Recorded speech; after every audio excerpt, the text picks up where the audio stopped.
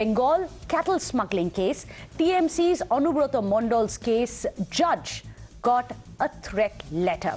In fact, the CBI judge got a threat letter which said, I'm going to quote it here, give Mondal bail or else you will get implicated in the drug case. Then later, 2022 IRCTC scam in Bihar. The CBI has given a petition in the court saying that the Tejaswi has given a direct threat to the CBI officers. The CBI petition also mentioned that Tejaswi gave indirect threat to the witnesses, after which the judge told and warned Tejaswi, watch your words outside the courtroom. That was the admonishment which came in from the court. Then in 2019, Anand Sharma's dhamki to the CBI and ED viewers, you must remember this. He said that the governments will change, officers will have to stay. We will seek accountability after we, the Congress, form a government. That was an open threat, and there are no two ways about reading it. Then, way back in 2016, Chief Minister's former Principal Secretary was also arrested at the time of Arvind Kejriwal. The CBI in court had said that we have proof of witnesses being threatened. There are several such other instances as well. Remember, there were cases of even Satyendra Jain allegedly threatening Tihar jail officials during his stay in Tihar. He is, of course, still in Tihar. So, what really is the larger question that we are asking? Can a dharna derail the probity, the process of probity? Let me go across to our panelists. Joining us today on the show, Shehzad Poonawala, National Spokesperson with the BJP, Dr. Ranganathan, an author, Dr. Akashdeep Muni, a political analyst, Dr. Suman C. Raman is joining us, another political analyst, and Sanjay Hegde, a senior advocate. But before it turns completely political, let me go across to our non-political guests first, because it's important for us to understand this is something which directly affects India's democracy and the standards of probity that we set for those who are governing and ruling us. So, Dr. Ranganathan, I'm going to come to you first. Is it possible that the political protests that we have seen, and this is cutting across party lines, can influence either the probe or the courts? Good evening and good evening to all the fellow panelists. No, of course it's possible, and in fact it is done for the express purpose of this, whatever you are alleging. Let me make three quick points. Number one, Aam Aadmi Party is like a housefly that has settled on a fly swatter. Sooner or later, somebody had to pick it up, and that is what has happened. And it is profoundly amusing that, in the clip that you showed, Meghna, the one protesting is Mr. Somnath Bharti. Yes. He has been convicted by the court, and the punishment served to him is for 2 years in an assault case during a dharna. And he is the one who's protesting. This really does take the cake, and I think increasingly Dr. Muni is going to find it very difficult to keep on defending Aam Aadmi Party because of two other factors. Number one, whatever may be the allegation, now it is the court that has extended the remand. So it is not just the quote-unquote Modi government that is prosecuting or persecuting Manish Sisodia, it has been alleged. And number two, you can't get away from the fact that there is prima facie violation of the GNCTD Act 1991, the Delhi Excise Act 2009 and Delhi Excise Rule 2010. You can't get away from the fact that the allegation is that the policy was tweaked to give on the basis of 100 crores that were received by a liquor baron. Now, these are fact, and the worrying thing for Mr. Sisodia is that unlike the ED that goes after people that has a conviction rate of 0.5%, the CBI has a conviction rate of 70%. So Dr. Muni, first has to explain what is Mr. Somnath Bharti doing out there, egging people on. And number two, the fact that the court has now extended the remand. These are two basic questions that any logical person would need to answer before one alleges that there is some vindictiveness on the basis of... Since you put that question directly across to Dr. Muni, can you explain that? Very straightforward question. Why do you send someone like a Somnath Bharti, who himself has been convicted, to stage a protest for someone who's facing the glare of independent bodies? And I emphasize the word independent bodies. Meghna, first of all, I am a big fan of Dr. Ranganathan's euphemistic adjectives, specifically. So nicely he, phrases them. I'm really big fan. Thank you. Well, I also wait to see if you agree with him as well. No, Meghna, let me complete now. Now, today there was talk over why there is not a bail, why custody was extended, It's a setback. I would request my fellow panelists to do some research before you come to a TV show. First and foremost, today's court hearing was not for bail. Today's court hearing was for whether Mr. Sisodia will be sent to police custody or he will be sent to judicial custody. Now yes, the CBI asked. No, Let me complete now. Don't interrupt, please. You have made some allegation. Please complete. Then the CBI court asked CBI, "Ki bhai, aap bataiye. You tell that. Do you have any question? Do you need the custody of Manish Sisodia?" They said, "No, we are done with our questioning. We don't have any questioning." This is said by a CBI in the court. I am not saying this. So you should thank them, and right? Then you should thank them. Then the court, no, we should not thank them. They don't have the questions. They didn't do this. And that is why the option that the court had is to send to, judicial custody. And the bail plea will come on 10th March. That day, we will talk what the court has said on the bail. But that's not the question that I put to you.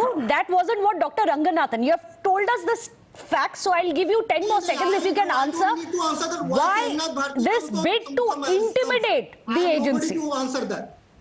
I don't think who comes on to protesting that doesn't matter. Really makes a sense. That doesn't matter. Very what the court so, says, Shehzad, what the court says, that matters. I'll bring you in. Of course, it doesn't matter for those who are sympathizing with the AAP today. However, at the end of it, when you have the Chief Minister openly backing a Kattar Imandar, you have the likes of an Atishi Marlena, who's all set to become a cabinet minister very soon. Then you have, of course, Somnath Bharti, whom we've discussed. You have all the cadres out on the street. How does it affect an investigative agency? Because AAP says that it's independent. Why should it at all be affected by what's happening outside the courtroom, what's happening outside the investigation? Good evening, Meghna, and I hope that the same courtesy will be extended to me that I extended to the other panelists here. First of all, this is a case of clear-cut siyasi dharmantran, conversion politically.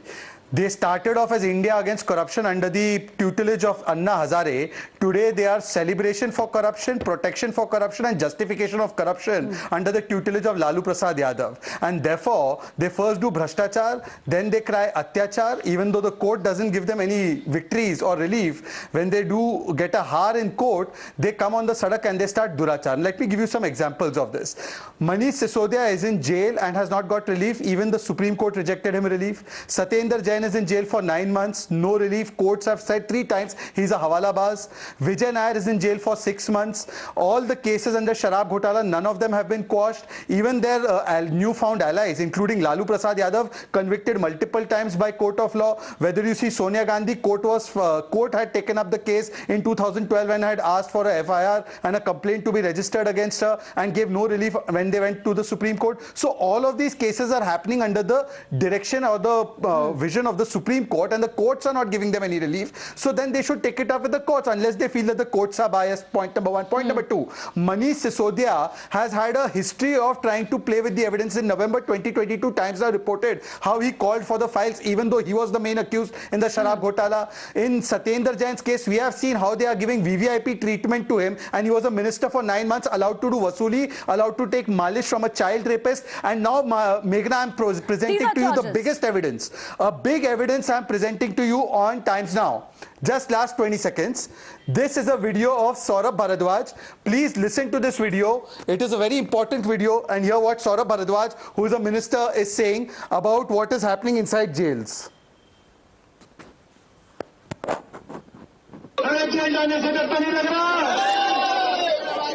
बहुत मजे रहते हैं, कोई दिक्कत नहीं होती।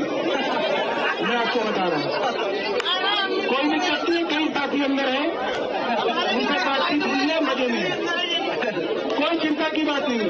10 seconds. और अच्छी बात यह है जेल दिल्ली सरकार की है। Saurabh Bharadwaj is saying, but Times Now will not authenticate or vouch for this video which BJP has put out. I just like to put out that disclaimer. Times Now has, 1 second, Meghna. Meghna, one second, please, before you jump the gun. Times Now has broken the story. Mohit Bhatt had done this story. This story has also been authenticated by News Laundry and other organizations. I am ready to stake my full political career on your channel. If this is a false video, I will quit politics forever. So please don't question the authenticity of this video. It has already been authenticated. We have taken it up in the formal press interaction also. But right now, looking at that little screen, I will not put my neck on the line and say this is a video Times Now will show. However, let me put that, let me go across to Sanjay Hegde. It's important for us to understand. The point essentially that the BJP has been making as well is that this is the court which has decided whether or not this bail or jail has to be given, and all of that is fine. We are not questioning the judicial process here, Sanjay Hegde. However, what does it mean when you have some of the top mantris there in the courtroom? What does it mean when entire roads outside the courtroom are being barricaded? Yes, the agencies are supposed to be independent, but how does this play on the fear psychosis of witnesses? This is not the only case. There are several such cases in the past as well, where AAP itself has been accused of influencing witnesses, and in this case also damage of property, but of evidence. But let's stick to influence of witnesses. Sanjay Hegde. See, irrespective of what crowds gather, the judicial process goes on, the investigative process goes on. If they are cowed down by crowds outside, they are not worth their salt. That's point one. Point two is that in India there has been a long history of matters going on in court, but crowds gathering outside. Yes. When Mr. Tilak was sentenced for sedition, there were huge crowds outside in Bombay. When you had the INA trials, you had huge crowds outside the Red Fort. There is one set of processes which are happening inside the courtroom, but if any process is seen as politically motivated, people play politics outside. These are two separate spheres. Though they sometimes mingle or overlap, nevertheless, they operate independent of each other, and that's how things have to be. So, it's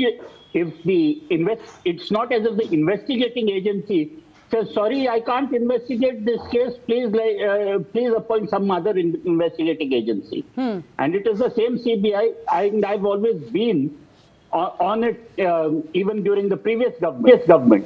I've always called it the Central Bureau of Investigation. Whoever is in the center has the bureau, and they investigate the hell out of anybody else who is not in the center.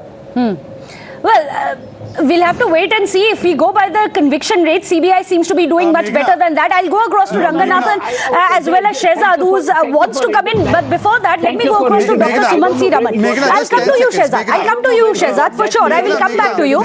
But Dr. Suman C. Raman, he can't be left out of the debate completely. So, I'll come to you, Shehzad. I've promised you. I will come to you. So, a quick word from Dr. Suman C. Raman before I come to you. Let's have his viewpoint as well. There are top leaders of Tihar jail who have said that they feel they have been intimidated by the Aam Aadmi Party. You have some of the senior most CBI leaders, officers who have gone to court and they have said that we have been intimidated by, even at the time of arresting the principal secretary, the then principal secretary of the chief minister. Does this intimidation tactics work? Because it seems to be working in some of the cases. No, I think since we are willing to take the CBI officers and officials of Tihar jail at their word, why not take Manish Sisodia's words also? He says he was harassed and subjected to mental harassment by being asked the same questions for 8 hours a day. Look, we have to understand, it is in all likelihood Mr. Sisodia would get bail later this week. Now the CBI says that they don't want him, want his custody any longer. It's clearly a case of him, of the matter coming up in court on the 10th and Mr. Sisodia getting bail. Now, it is very likely that after that, this case may again drag on for eternity. But the point that Mr. Hegde was making, if an investigative agency or the judiciary is going to be influenced by crowds being gathering outside the court, then I think that we have a very serious problem as far as the agencies of the judiciary is concerned. They have their jobs to do, and they do it based on whatever evidence is presented to them as far as the judiciary is concerned, or the process of investigation as far as the agencies are concerned. Now, every major politician who is in the dock, when they go to court, crowds gather outside. That does not mean it is intimidation. Just 5 seconds. Okay, Dr. Ranganathan? Well, yes, we've seen it. No, I've seen it. I think with due respect to Dr. Sumant Raman and Mr. Sanjay Hegde, who's an expert here, I don't think the investigative officers or CBI can get influenced by the protests. They are already influenced by the government. So it's the government that is influencing them. Okay. They're anything but independent. I've called them the cage parrots. The point is that the crowds... we have consensus on that. Of course, the crowds that have collected can influence or scare the witnesses. That is the question. Yeah, not the investigative officers. Okay, fair enough. That's a very important point that you've raised. Yes, it is influencing the psyche of the witnesses. Yes, Shehzad. Meghna, first of all, I take strong objection. I am not a TV panelist. I am the national spokesperson of the Bharatiya Janata Party. If I make an allegation, I make it on the basis of facts, and this has been my track record for the last 15 years. I have shown you a Times Now report that Saurabh Bharadwaj, who is in a ministerial capacity, has made a statement that jails are a place of fun. It is under our control. I am saying to you on your channel, which is the most watched channel at 8 p.m., that if I am lying about this statement, I will quit politics, read my lips. I have also shown multiple news reports, and your own channel has broken the story. On the back of this evidence that I am furnishing on your channel, I am asking the AAP representative or their supporters that is this a statement that supports institutional integrity? And we have already seen how Mr. Satyendra Jain was allowed to enjoy VVIP treatment. Do you need proof for that, or is that an established fact? So Meghna, please do not say that you can't vouch. I don't need you to vouch for it, but well, this is an authenticated fact. This is a matter of fact that Saurabh Bharadwaj has said this. But here and I am saying this on a now we are very clear. When it is a video we show, we will vouch for it, we will say it. If it isn't, we will not. It's not a personal attack on you and your credibility. Let's not make it about your credibility. No one's questioning this. But your direct question, let me take that across to Akashdeep Muni.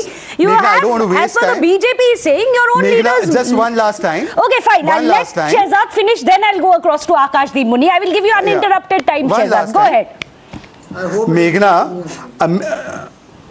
Meghna, I am not from a party which says 800 crore audio tape is there with me and never produces the audio tape. I am not from a party which says CBI officers make an offer to me and not produce evidence to that. I am not a party who makes allegations about Gadkari ji and Arun Jaitley ji and then does a U-turn and writes apology letters. I am a party, when I say something, I am saying it with the back of my entire party, and I am saying that Saurabh Bharadwaj has said this. I have the proof. I am ready to provide that proof to you. Now please, the Aam Aadmi Party representative can answer it on the basis of the proof I am giving. Yes, you're done, Shehzad. Okay, now let me take that across to Akashdeep Muni. Please answer. Chalo, I think Meghna ji, you will promise me uninterrupted time. One point which is very, very interesting: evidence. Proof. From last 6 months, I am debating on this very channel that the spokespersons of BJP come and again are saying that we have proof. This is an open and shut case. Excise scam happened. Manish Sisodiya should be in jail, and the CBI goes to the court and says कि भाई हमारे पास कोई evidence नहीं है. Kindly provide us. Wait. Kindly provide us right to interrogation so that we can get some evidence from that. And so that, kindly give us right to interrogation. This is said by the CBI. Okay. So, till now, not a single piece of evidence produced. If BJP says that they have evidence, they should give it to the CBI. That was again, Akashdeep Muni, I don't mean to interrupt you. I'm just interrupting you because that was not the question again that I had asked you, nor was it the question Shehzad asked you. I will repeat the same question. Is it not true that your own leader had said the jails are under control? We have nothing to fear.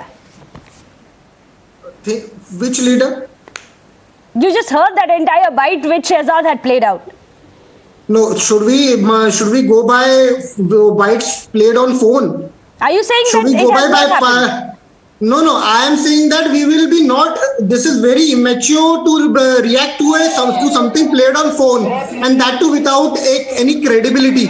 No, nobody can vouch. Not even Ranganathan ji can vouch. Nobody can vouch on this, and nobody can vouch this type of videos. And second point, Akashdeep Muni, I'll ask you a simple question because a lot of our viewers may not be very clear. You ask me the question, I'll be answering. Who is controlling the Tihar jail? I'll ask you some simple questions.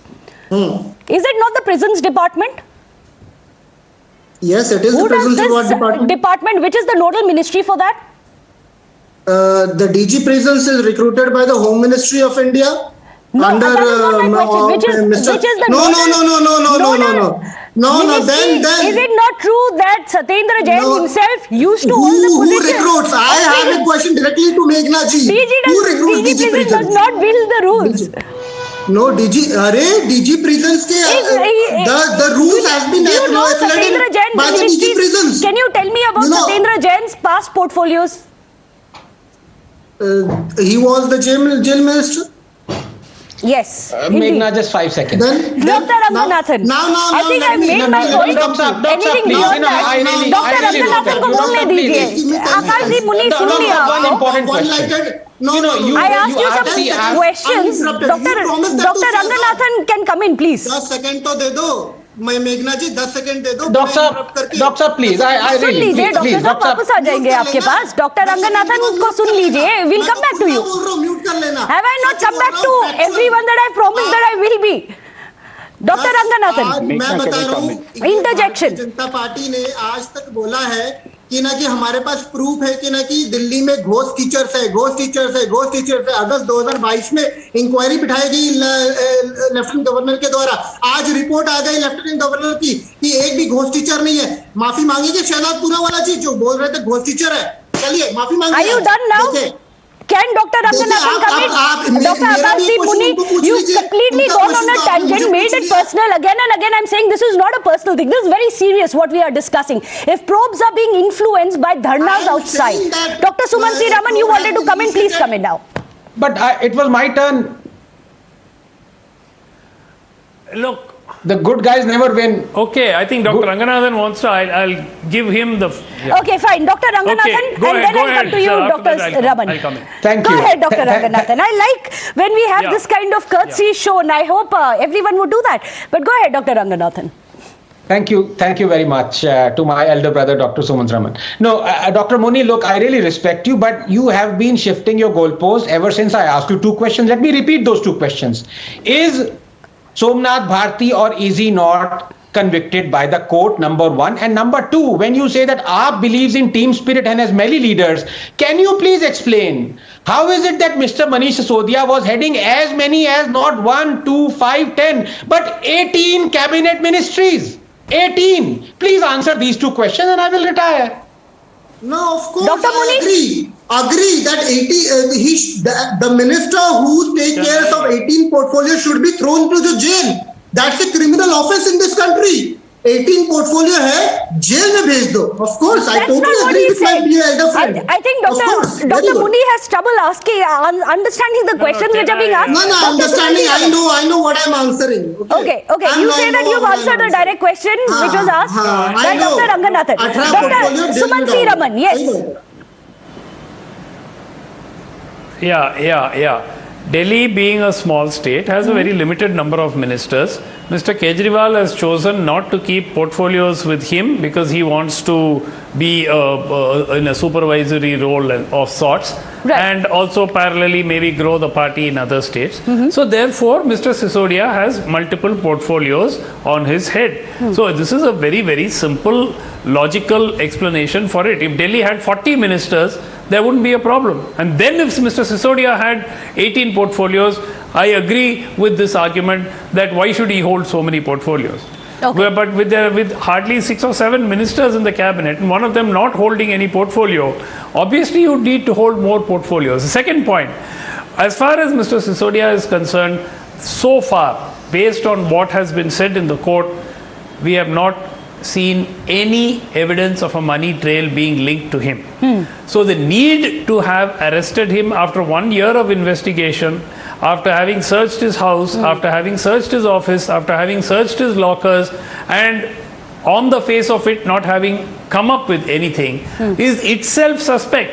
So I think that you have a problem when over 90% of cases and raids that are being conducted are on non-BJP politicians. So that begs the question that how many of these are purely politically motivated, part of a vendetta politics that is being indulged in. Once Mr. Sisodia is out, this case will languish like many others have been languishing for the last 8 years. Well, in fact, let me also tell our viewers this inside track that we've picked up, that ED is also waiting in the wings. It's possible that if Manish Sisodia doesn't go to CBI custody, if they don't seek custody, which they've already said they may seek before the 20th, ED is still there waiting in the wings. They have a separate case, remember, of money laundering, which is already filed against many of the top bosses. They will wait for bail to be granted in this case. Sanjay Hegde wants to come in. Arrest him in a separate case. Sanjay Hegde wants to come in. That's the usual tactic. Yes, I'm just carrying on from where Sumant lets it out. And I wanted to tell your viewers that normally what happens is that there is a predicate offense like this Prevention of Corruption Act. You can't prove that, then you make it a PMLA saying that money has been laundered and therefore there is a separate offense. What then happens is that as a consequence, because in the PMLA bail is very difficult to get, it gets extended. That's what's been happening in the Satyendra Jain case. Okay. So if you have any doubt, if you are an opposition politician, that if you run afoul of the authorities, that you will have the attentions not only of the investigating agencies, but you will have the ED as an ultimate enforcer. This will just prove it. Because in cricket, the Australian crowds would chant, ashes to dust to dust. If Lilly doesn't get you, Thompson must. So if you don't get him on the predicate offense, you try him on the PMLA. So you're saying that this is... One last point. Your channels went on and on about the 2G scam. What happened to RaGa, the minister at the end of it? RaGa has been acquitted. How many of all your channels covered that, the acquittals? No, nothing happens. Everybody wants a big song and dance at the beginning. Messenger saying that we are at fault, but let me take that point across to Shehzad. Dr. Ranganathan, I know you have something to show. Before that, just showing that Shehzad is absolutely right. This is a Times Now report on what Shehzad was claiming. This is the report which we have. We have not said that we have not run it. I said the video, whatever may be shown, is not something that we are authenticating. I'm not saying that is wrong, nor am I saying that it is correct, and I'll stand by what Shehzad showed. But I agree with you, and if you really want to put it out there, what it is being alleged is that it was Saurabh Bhardwaj who said that there are many party colleagues inside the jail. I keep having a word with them. They are all enjoying it inside, is what the report, I believe, Shehzad citing. But Shehzad, that's an important point that we just had Sanjay Hegde as well as Dr. Sumansi Raman saying that 90% of the cases of the CBI, as per reports, are against opposition parties. Is there any truth in the vendetta charge? Let me address 4 points and all on the basis of facts, and I think that at least Economic Times would be considered to be credible. I am quoting from Economic Times, which quotes a court order. Prima facie, sufficient evidence against Satyendra Jain. Delhi court accepts ED's charge sheet against him. Yeah. Let's not just go by this. I am quoting a document Rahul Shivshankar has quoted on this show. This is writ petition of 2017. Page 16 of 18, para 30, prima facie Satyendra Jain had orchestrated the Hawala transactions. Let's not just go by this also. Let me, please, can I complete, Mr. Sumansi Raman? I did not interrupt you. Then July 2022 High Court order. Meghna, may I complete? Thank you. July 2022 order. I will answer the question, Mr. Sumansi Raman. Meghna, there is only one person who is giving facts. The rest are on rhetoric. I am giving facts. July 2022 order of the High Court. and there is a July 2022 order of a lower court. All 4 orders have held Mr. Satyendra Jain prima facie responsible for hawalabazi and have confirmed that fact. Now, when a court of law has confirmed this, I don't think anybody else can come and sit in judgment on that and say that no, they are being hounded. If it is being hounded or there is no evidence, like in the case of Manish Sisodia, then they should go and get relief. The court is in fact saying that they are guilty of this prima facie. Point number 1. Point number 2, you asked me that why 90% of the cases are against opposition leaders. Meghna, 2004 to 14, the CBI, which was called the cage parrot, was with the UPA.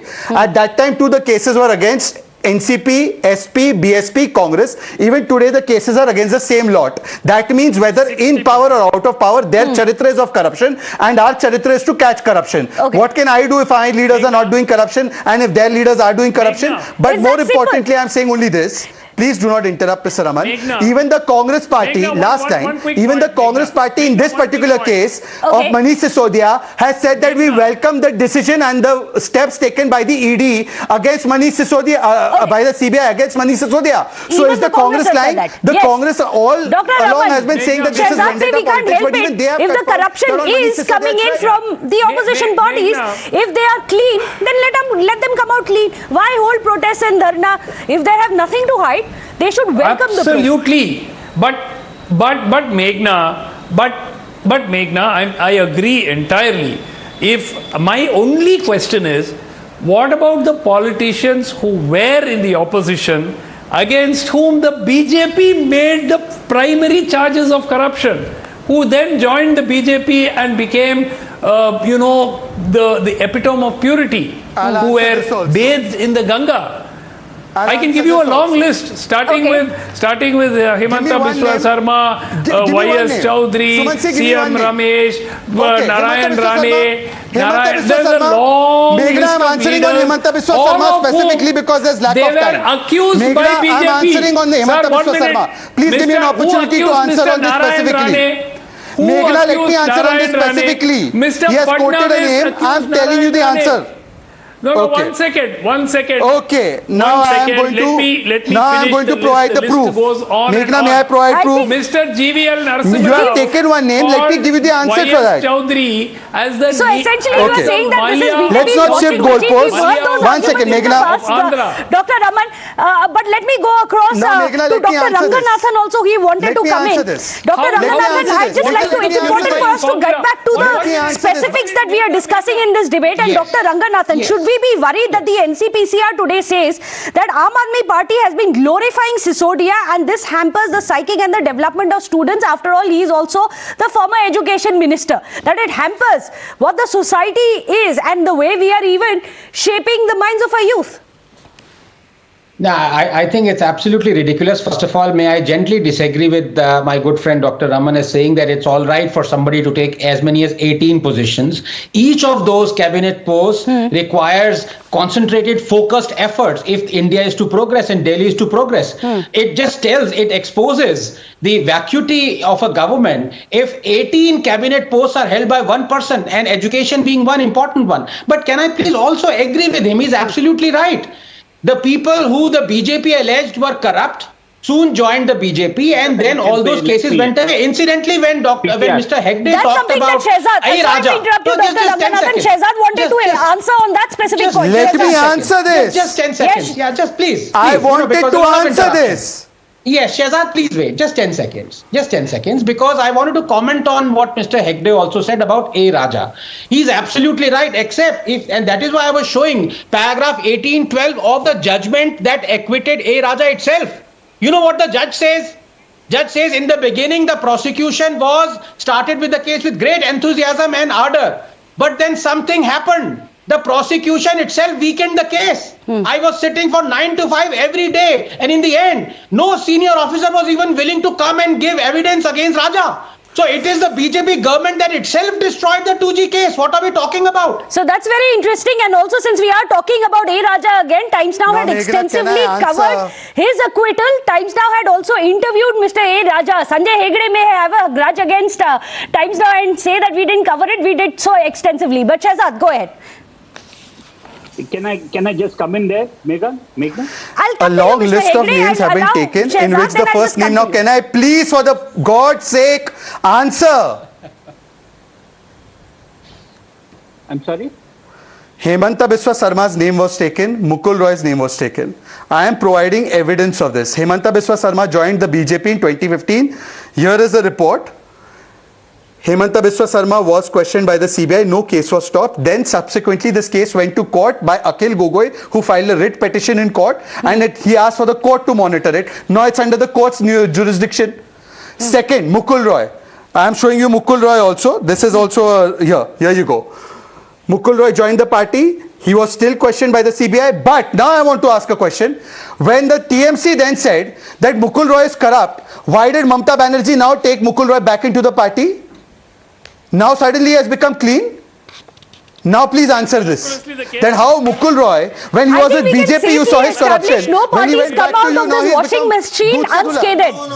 But Sanjay Hegde wanted to have we are running out of time. So Sanjay Hegde, please have your say. Meghna, let me come in, please. See, the point is that the CBI or the central agencies have a great discretion in whom they go after, whom they pick up. Today, what happened simply in the Sisodia case was, do we remand him? Do you need more remand? The CBI said, no, we don't currently need more remand. So therefore, we are moving on to the next stage. If you don't need his custody, why keep him inside? And that's what's going to happen soon. Well, thank you so much, gentlemen. It was quite an invigorating debate. Shehzad still disagrees. Shehzad, I know you have more to add to it. Matter. Sorry. No, I'm asking. No, once again, let's have a debate on specifics, please. Just 5 seconds. I quoted 3 court orders on Satyendra Jain. He tried to portray Satyendra Jain as a victim of our vendetta politics. There are court orders saying take cognizance of the charge sheet of the ED. There's a court order of the High Court saying he's a Hawalebaz. There's a court order of the High Court saying that he's indulged in Hawalebazi. Mr. Sanjay Hegde, if there was no evidence as you suggest, why is the court making such orders? Or why haven't eminent lawyers like you gone and got them relief? Just to put please things answer this into specifically. There are about 124 politicians under the probe of the CBI. This is from 2014 till now, and there are several more. Out of the 118 of these are opposition leaders, 6 of them are BJP leaders. The probes are continuing. Our question still remains. Should dharnas be held by the political parties in opposition to the probes? If they are clean, why not come out and embrace this and say that this is our chance to come out clean, instead of trying to use pressure tactics? We are completely running out of time. Thank you so much, gentlemen, for joining us here on the first debate. The second debate, let's begin here on India Upfront. Well, viewers, every patriot gets goosebumps and an overwhelming sense of pride when we hear the Jana Gana Mana, the tricolour which binds and unites every Indian. India is a nation of 28 states and 8 union territories with multiple languages and cultures practiced across the country. This unity in diversity is unique to our country. This is the story of India. This is where its genesis lies. But today, there appears to be a concerted effort to break this unity, to divide Indians via their parochial identities. Today, there are some who are resorting to disinformation and fakery to pit Indian against Indian. A fierce fight has now broken out in the state of Tamil Nadu over who's stoking xenophobic flames with the claims of attacks on North Indians residing in Tamil Nadu. Well, the situation is so grave that the Bihar government has also been forced to deploy a team to Tamil Nadu to take stock of the situation. In fact, the BJP has squarely blamed the DMK over the alleged targeted attacks on North Indians in the state. Leading the charge is the state BJP president, K. Annamalai, who says that the DMK has run hate campaigns against North Indians in the state and is a repeat offender. The DMK, meanwhile, has countered the claim with the Chief Minister himself assuring that all North Indians and Hindi speakers are living peacefully and steps will be taken to ensure that they continue to live in peace. And interestingly, that notice, departing from all the past practices, was written out in Hindi. Usually the DMK Sarkari notices are either in Tamil or else in English. But let's tell you how the political fight has been playing out. Bihar மாநிலத்திலிருந்து வந்து இங்கு தொழில் செய்து கொண்டிருக்கக்கூடிய பணியாற்றிக் கொண்டிருக்கக்கூடிய தங்களுடைய வயிற்றை கழுவிக் கொள்வதற்காக, தன்னுடைய குடும்பத்தை காப்பாற்றிக் கொள்வதற்காக தமிழ்நாட்டை நோக்கி வந்து கொண்டிருக்கக்கூடிய சிலரை எப்படியாவது கலவரத்தை ஏற்படுத்தி அதன் மூலமாக அரசியல் லாபம் தேட நினைக்கக்கூடியவர்களுக்கு நான் ஒன்றை மட்டும் சொல்லுகிறேன். எனவே எந்த காரணத்தை கொண்டும் எவ்வளவு பிளவை ஏற்படுத்த நினைத்தாலும் ஒரு காலம் இந்த கூட்டணியை நீங்கள் பிளவுபடுத்த முடியாது என்பதை மாத்திரம் அழுத்த திருத்தமாக எடுத்து சொல்லி, I can assure you, not even a single Tamil Nadu BJP Karyakarta, right from the president to the Karyakarta, nobody has shared any video. Right from day one, we are urging peace, calmness. Now DMK has to only do one thing, madam. Just change their political narrative. Because this issue is not going to die today. So now DMK has to change the narrative and say, no more North-South, no more artificial division, no more speaking ill of a North Indian. This is how you treat a guest who's giving us blood and toiling for the Tamil Nadu's welfare. Now you book a case on me. This is the biggest joke of 21st century. Well, let's go across to our second set of panelists. Joining us today on the show, Uma Anandan, a BJP councillor, Dr. Anand Ranganathan, an author, Kartikeya Shivasenapati has joined us from the DMK. Dr. Suman C. Raman also joins us. Well, first, Uma Anandan, I'm going to be coming to you because it's important for us to understand at a time when there is real fear amongst migrants. Why is it that we have the state president of the BJP inciting and spreading and fanning these fears instead of coming together, helping dispense all these rumors and misinformation and propaganda? See, first, you're wrong. Mr. Annamalai is not inciting. The inciting has been done for the last 40 years by the Dravidian goons. Their party has been founded on hatred. It is against Hindi, against Brahmins, against North Indians, everything. So, you don't teach me about etiquette. You have no business to teach me about etiquette. Shivasenapati will come to you. Finish your point, ma'am. Yes. Then, see, one thing is false propaganda, false video. False video they are telling. Let me tell you, is he going to keep his mouth shut or not? Is he going to keep his mouth shut or not? Let's not get personal here, but I'd request all our panelists, I don't believe in putting down the faders because we would like to have a healthy conversation. However, it is up to the panelists to allow that to happen, not to disrupt each other. Mr. Shivasenapati, I request you once more, I will be forced to drop your fader. I don't want to do that. Let Ms. Anandan finish her point. No, let her not use unparliamentary words. Yes, see, and I have said I would like to say that this particular one, they talk about fake videos. Violence is just not physical violence. Even mental violence, emotional violence. You say fake propaganda. Take my own case of election. Before my counting started, they said, 8 out mommy, casting aspersions on my caste. Caste hatred. Did the IT wing, the BJP MLA, come out and apologize for that? For that fake tweet? Nothing. No decency. Second, Mr. Stalin is now acting because it is a Bihar-ruled state by Nitin Kumar, his ally. If it had been a Gujarat BJP-ruled state, he would not have bothered. And did Mr. Stalin correct his MLAs, ministers, and all office bearers who have been spitting venom on North Indians, on Brahmin? His spokesperson comes and speaks about Brahmin genocide, caste hatred, language hatred, religious hatred, everything is on. And how can they come and just to remind our viewers of some of the facts of the case here, we had Udaynidhi wearing a t-shirt which says, I don't know Hindi, go away. You have the Chief Minister's sister, Kanni Modi, who filed a complaint that a CRPF personnel spoke to her in Hindi at the airport. You also have Chief Minister Stalin saying that central government jobs in Tamil Nadu have been given away to North Indians. So I put that question to you, Mr. Kartikeya Shivasenapati. Is the DMK now paying for the kind of venom, as the BJP alleges, that it has spewed in the past? No, first, let me clarify something. India is a union of states. India is not a country like France for French language for France or German language for Germany, Italian language for Italy.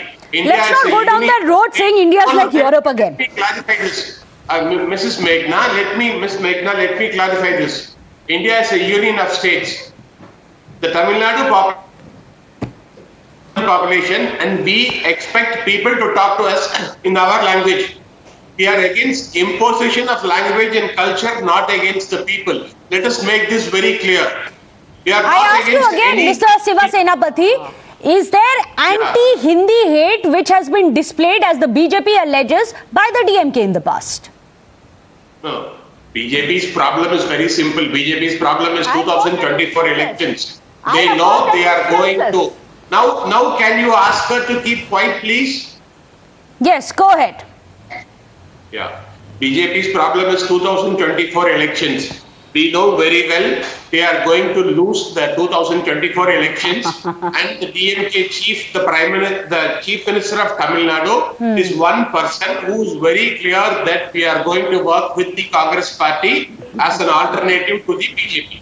And he is the one creating something like a national front all over India. And BJP, with all the calculations, cannot cross 163 MP seats out of the states, the big states they are ruling today. Again, not the question I asked you. BJP, they want to create trouble in states like Bihar, like the Tamil versus the Hindi question, and they have fanatical people like Mrs. Uma Anandan and Mr. Annamalai as the state president of the BJP. Let's not make personal insults. It really loses the point of having a debate, because this is a larger debate we are having. And Dr. Anand Ranganathan, is that the problem? Is it not the fakery, not the propaganda, not the vicious rumors and the false videos, but politics, which is dividing an Indian from Indian, as we just saw the war of words that we can have between the BJP and the DMK today? Dr. Ranganathan. No, absolutely. Couple of points. On your panel, we have 4 Tamilians, Meghna. Why can't all of us unite and say unequivocally that as Tamilians, we take pride, I for one, and I'm sure Dr. Raman does too, take pride in the people from Bihar and UP who come to my state, Tamil Nadu. Absolute pride. I say it unequivocally, and I'm sure the other 3 would agree with me, including the person from DMK and the BJP. Now, point number 2.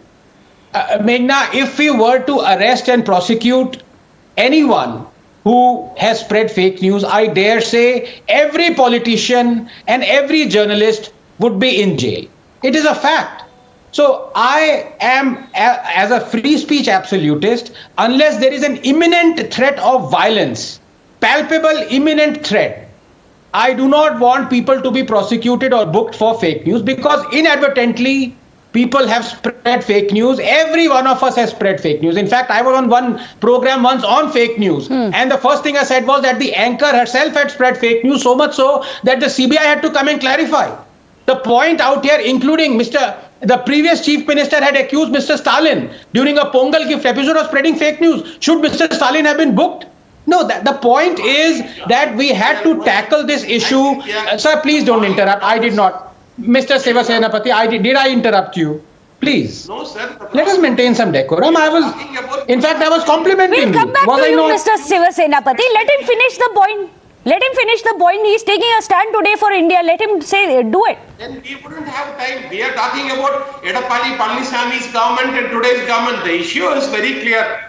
The fake news. I'm giving you the example, sir, and as far as Mr. Periyar is concerned, I don't want you to quote what Mr. Jawaharlal Nehru said about Mr. Periyar. And what Mr. Periyar said, if you see a snake and a Brahmin on the road, kill the snake, kill the Brahmin first. Let's not get into that. Dr. Sumansi Raman, there are about 10 lakh migrant workers who are there in Tamil Nadu. But all we have, instead of the politicians uniting, they are on 2 sides. One set are blaming the other are blaming each other. How do we end this? How do we stop the politics? How do we stop the propaganda? Dr. Raman. Meghna, Mr. Senapati, I would again humbly request. Please, the question is addressed to me. I would humbly request that you allow the other panelists to please speak. We will come back to you. Let Dr. Raman speak. He has every right to speak as well, since we are talking about absolutism in speech. Yeah. Yeah, Meghna, first of all, this particular incident sort of reinforces what I have been saying for several years, that the DMK and the BJP are two sides of the same coin. In this particular case, the immediate provocation was the spreading of fake videos of incidents which happened in other places, had nothing to do with Tamil Nadu, which were being passed off as attack on Bihari workers here, which was completely false. And let us be very clear, there was the official BJP Bihar unit handle which had put out some information.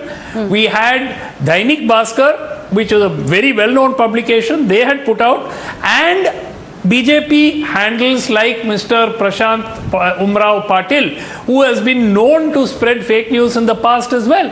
So the point is, what was the immediate provocation for this incident? It was this. Maybe they were settling scores in Bihar and trying to get back at Tejasvi Yadav and Nitish Kumar. Maybe it had nothing to do with Tamil Nadu, was collateral damage for them.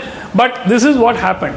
But having said that, the DMK has a long history. As Uma Anandan and Dr. Ranganathan said, the foundation of the Dravidian movement is on othering, is on hatred. It is to constantly identify people and use them as the reason for your poverty or lack of development and so on. So whether it is the statements of some of the DMK ministers and senior leaders are all on video. Everybody can see what they have been saying.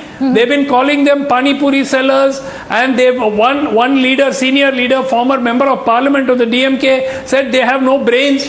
All kinds of extremely bigoted that's a very important point. You go around calling North Indian workers Pani Puri sellers. Today will DMK as a party apologize and say, no, we don't mean it. We stand by our brothers from every other state. I want you to confirm that the videos shared by the official BJP page in Bihar are fake. Okay. We take that point. Let's stick to it. We'll take that point that is your allegation that's fake. You have gone to the court. That's not my question again. Will today BJP and the DMK say, yes, we are ready to come together and ensure that everyone is safe no matter where they come from, what their genesis are, what their roots are, they are going to be safe in our state. Will you take that onus, Mr. Sivasena? And will they stop hate speech? Will DMK stop hate speech? Will you stop the hate speech? Here's another question. Simple question. Please let me answer. See, first part of what Mr. Suman please said, stop I hate speeches, sir. I also take the same stand. BJP, Bihar. I will go to Ms. Uma Anandan. I asked you a simple question. Will DMK stop and apologize for the past hate speech? You are in a position of power today. You are ruling that state. Will you take that stand? The problem is you don't let me speak and then say wait for your turn. Give me 2 minutes and then tell me to wait for my turn. I humbly submit, sir. You've spoken over each and every one of our panelists, but go ahead. Mr. Sivasenapati. Thank you. Thank you. So I would like to first clarify, BJP Bihar tweeted fake videos, posted fake videos of what happened in other states, nothing to do with Tamil Nadu. Okay. Every person from Bihar, Chhattisgarh, UP, they're all safe in Tamil Nadu. They are taken care of very well like our own family, and they have absolutely no problem. So there is no problem for any Hindi-speaking migrant in Tamil Nadu. Rather, any migrant from what all about over the hate world, speech? Because we have a culture of Yadum hate speech. Yavarum Question is about hate speech. All world men are making hate speech. Great to hear your words. What about hate speach? He is not going to answer. Now coming to the point of hate speech, Mr. Sumant Raman said BJP, Dravida Munnetra Kalagam's anti-Hindi hate is the basis of the party. The Dravida Munnetra Kalagam was formed in the year 1949, but the first anti-Hindi agitation started in Tamil Nadu, rather in Madras. You're still not answering that. What about your Chief Minister's statements he has made? There are no clear answers coming from you. Uma Anandan, will the BJP today unite and take a stand for everyone who lives in Tamil instead of fanning the flames? Uma Anandan. Why do you call them Pani Puri Walas? Minister of Tamil Nadu, Can I talk? the tallest Can I talk now? You have 10 seconds, Can I talk Anandan. now? That is the reason the BJP is. See, we are for a unified India. BJP is for nationalism. I would like to ask about fake video. Why they circulated a fake video? The DMK IT wing. Well, unfortunately, all we are getting is a lot of politics, which is why here on Times Now, our hashtag is, and this is a very clear, unambiguous message to all the politicians. Don't divide India. Stop the fakery, stop the propaganda, above all, stop politics which is being used to pit one Indian against the Indian. We request our viewers to use this hashtag and tweet and interact with us here on Times Now. With that, we reach the end of India Upfront. Thank you for watching.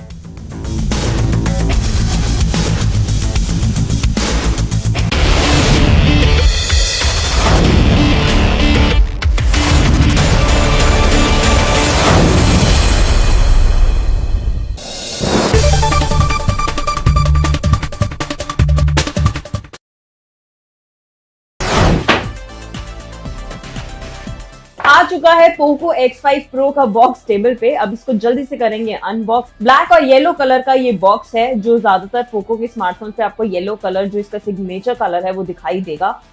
Sometimes it is really tricky to take the tapes off, so let me try it with my nails. One tape down successfully.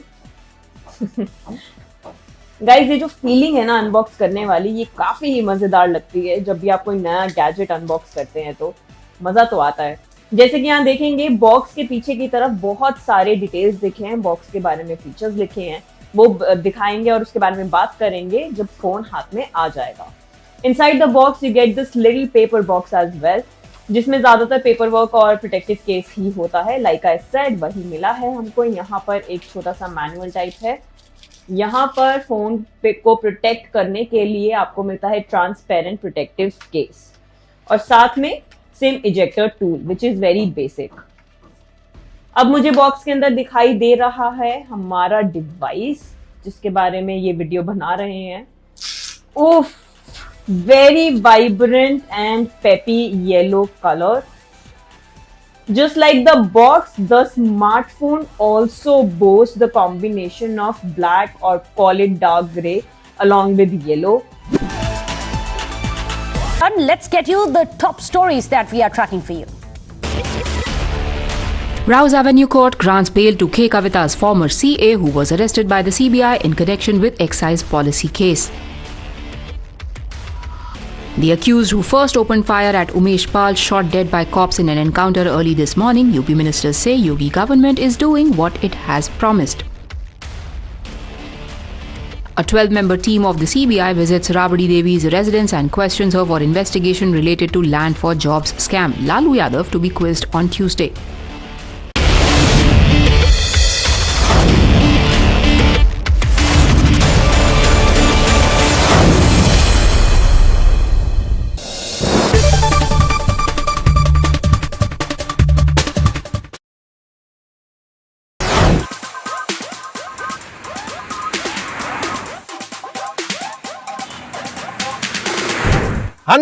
mm extra, लंबा wheel base, second row में ज्यादा जगह।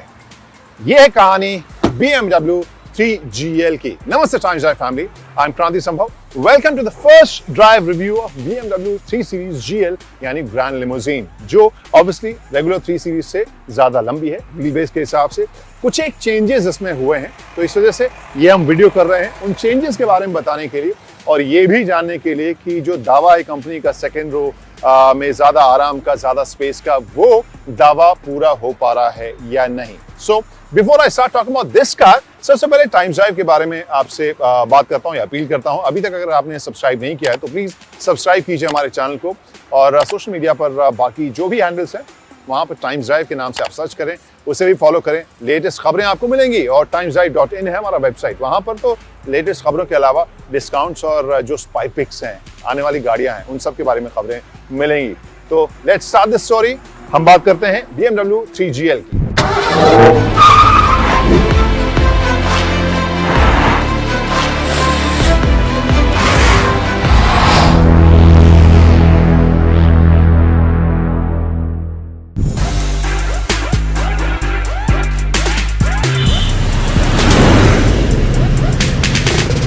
Pranthisambhav reporting from the second row of BMW 3GL. आमतौर पर ये वाला हिस्सा story में बाद में आता है, लेकिन जब यूएसपी यही है तो फिर why not start the story with this? और यहाँ पे सबसे पहली चीज जो मैं Ladies and gentlemen, the India bashing has reached new heights. From democracy khatre mein hai to minorities targeted, Rahul has launched a multi-pronged attack on the Modi Sarkar over the past 5 days, ever since his UK sojourn started. But today he took the fight a step further. Speaking to former US Undersecretary of State and Harvard University Professor Nicholas Burns, he questioned why the crusaders of democracy, namely US and EU, are in oblivion of the fact that a huge chunk of democracy model has been undone in India. Listen to Rahul Gandhi. The surprising thing is that the so-called defenders of democracy, which are the United States, European countries, seem to just be oblivious that a huge chunk of the democratic model has come undone, right? Which is a real problem. With regards to, and frankly, the opposition is fighting that battle, right? And it's not just an Indian battle. It's actually a much more important battle. It is a battle for a huge part of the democratic people on this planet. Remember, this is not the first time an opposition has batted for foreign intervention pertaining to India's internal matters. In December last year, the TMC wrote to the Vatican against the Assam Church Survey Order, calling it equivalent to state-sponsored persecution of Christians. In 2021, Rahul Gandhi had said that he wanted to know the US establishment's views on what is going on in India. In 2019, Mamata Banerjee dared the BJP to go for a UN-monitored referendum on the matter.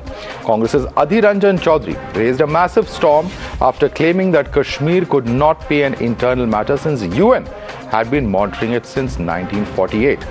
Now, slamming Rahul's Videshi Bharat bashing agenda, the BJP has branded the Wayanad MP as a constant cynic and purveyor of propaganda. The opposition, on the other hand, asked why is the BJP fuming when it had berated India when it was in opposition. Listen in. मुझे लगता है अपनी नाकामियों को छिपाने के लिए एक सुनियोजित तरीके से विदेशी सरजमीन से राहुल गांधी जी ने भारत को बदनाम करने का ठेका ले रखा है। उनकी भाषा, उनके विचार, उनकी कार्यशैली सब कुछ संदिग्ध सी है। So Anurag Thakur should be the last person to talk on probity in public life. I think the big problem right now is that the BJP has not even cared to listen to Rahul Gandhi's lecture. Actually insisted that Indian democracy is a public good. What part of that is disrespecting or defaming the country? Mr. Modi, whether it was in Shanghai or Seoul or Abu Dhabi or Oman or Toronto or the US or UK, the kind of stuff that he has said against India, he has actually on Chinese soil said, लोग सोचते थे कि हमने क्या पाप किया, हम हिंदुस्तान में पैदा हुए. Mr. Modi should apologize. Rahul Gandhi का जो वक्तव्य सामने निकल कर आया है ब्रिटेन की भूमि से, और वो भी उस समय पर जब भारत आज़ादी का अमृत महोत्सव मना रहा है, 75 वर्ष मना रहा है स्वतंत्रता का, और उस भूमि पर जाकर जिस देश ने भारत पर वर्षों तक हुकूमत की, उस देश पर जाकर जो वक्तव्य राहुल गांधी का आया है, वो व्यक्ति विरोध में किस प्रकार से आज राहुल गांधी देश विरोध पर उतर आए हैं, उसका सबसे बड़ा प्रमाण सामने निकल कर आया है। नरेंद्र मोदी जी जब गुजरात के मुख्यमंत्री थे तो करीब 3 दर्जन भाषण उनके मेरे पास हैं। मैं किरण रिजिजू जी साहब को भेज दूंगा व्हाट्सएप पे, जिसमें मोदी जी सीबीआई के ऊपर खूब सवाल उठा रहे हैं और बता रहे हैं सीबीआई जो है कांग्रेस के इशारे पर काम करती है। तो क्या उस वक्त प्रधानमंत्री जी एंटी इंडिया थे? But as Rahul's argument hold water, it's important to note that US President last year had said that PM Modi's success has proven that democracies can deliver. EU President Ursula von der Leyen has termed that India and EU share common values as both are vibrant democracies. Antony Blinken too in 2021 had said that India has the largest expression of free political world in the world. That brings me to the legitimate question that we're asking this evening. India's democracy is an example for world but dead for rivals. You're watching the News Hour at 9. Debate number 1 on Times Now. Super Prime Time. Joining us for more on this, we have with us Sanju Verma, national spokesperson of the BJP. Suhail Seth is a columnist who joins us. Manish Bariyar is a political analyst as well. Lokesh Jindal, leader of the Congress, joins us as a Sanjay Jha author. Ravi Srivastava is a political analyst also with us on the panel. Let me start with Suhail Seth. Suhail Seth, one can understand that one may have problems. Perhaps no democracy is perfect. There could potentially be flaws. But today, what Rahul Gandhi has done is, by questioning the EU and the US's silence, why are we making them stakeholders in India's democratic? So, I totally agree with you. Everyone's allowed an opinion. Everyone can criticize, critique, have a comment to make. But when you drag other countries into what is normally a sovereign play, then you try and decimate, denigrate, and be very disgusting towards your own nation.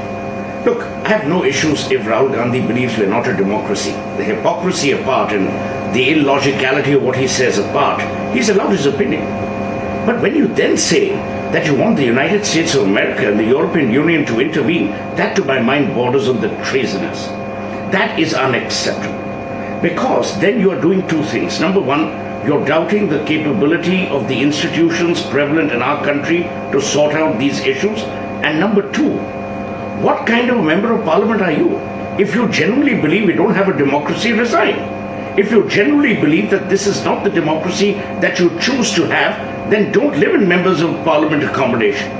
I mean, you are talking about democracy when you couldn't even have democracy in your own party. And look, I'm not bothered about the Congress or the BJP. For me, I have only two standards. Number one, when you're overseas, you bat for your country no matter what. And you bat for your country not blindly, not with deafness. You bat with your country through logic.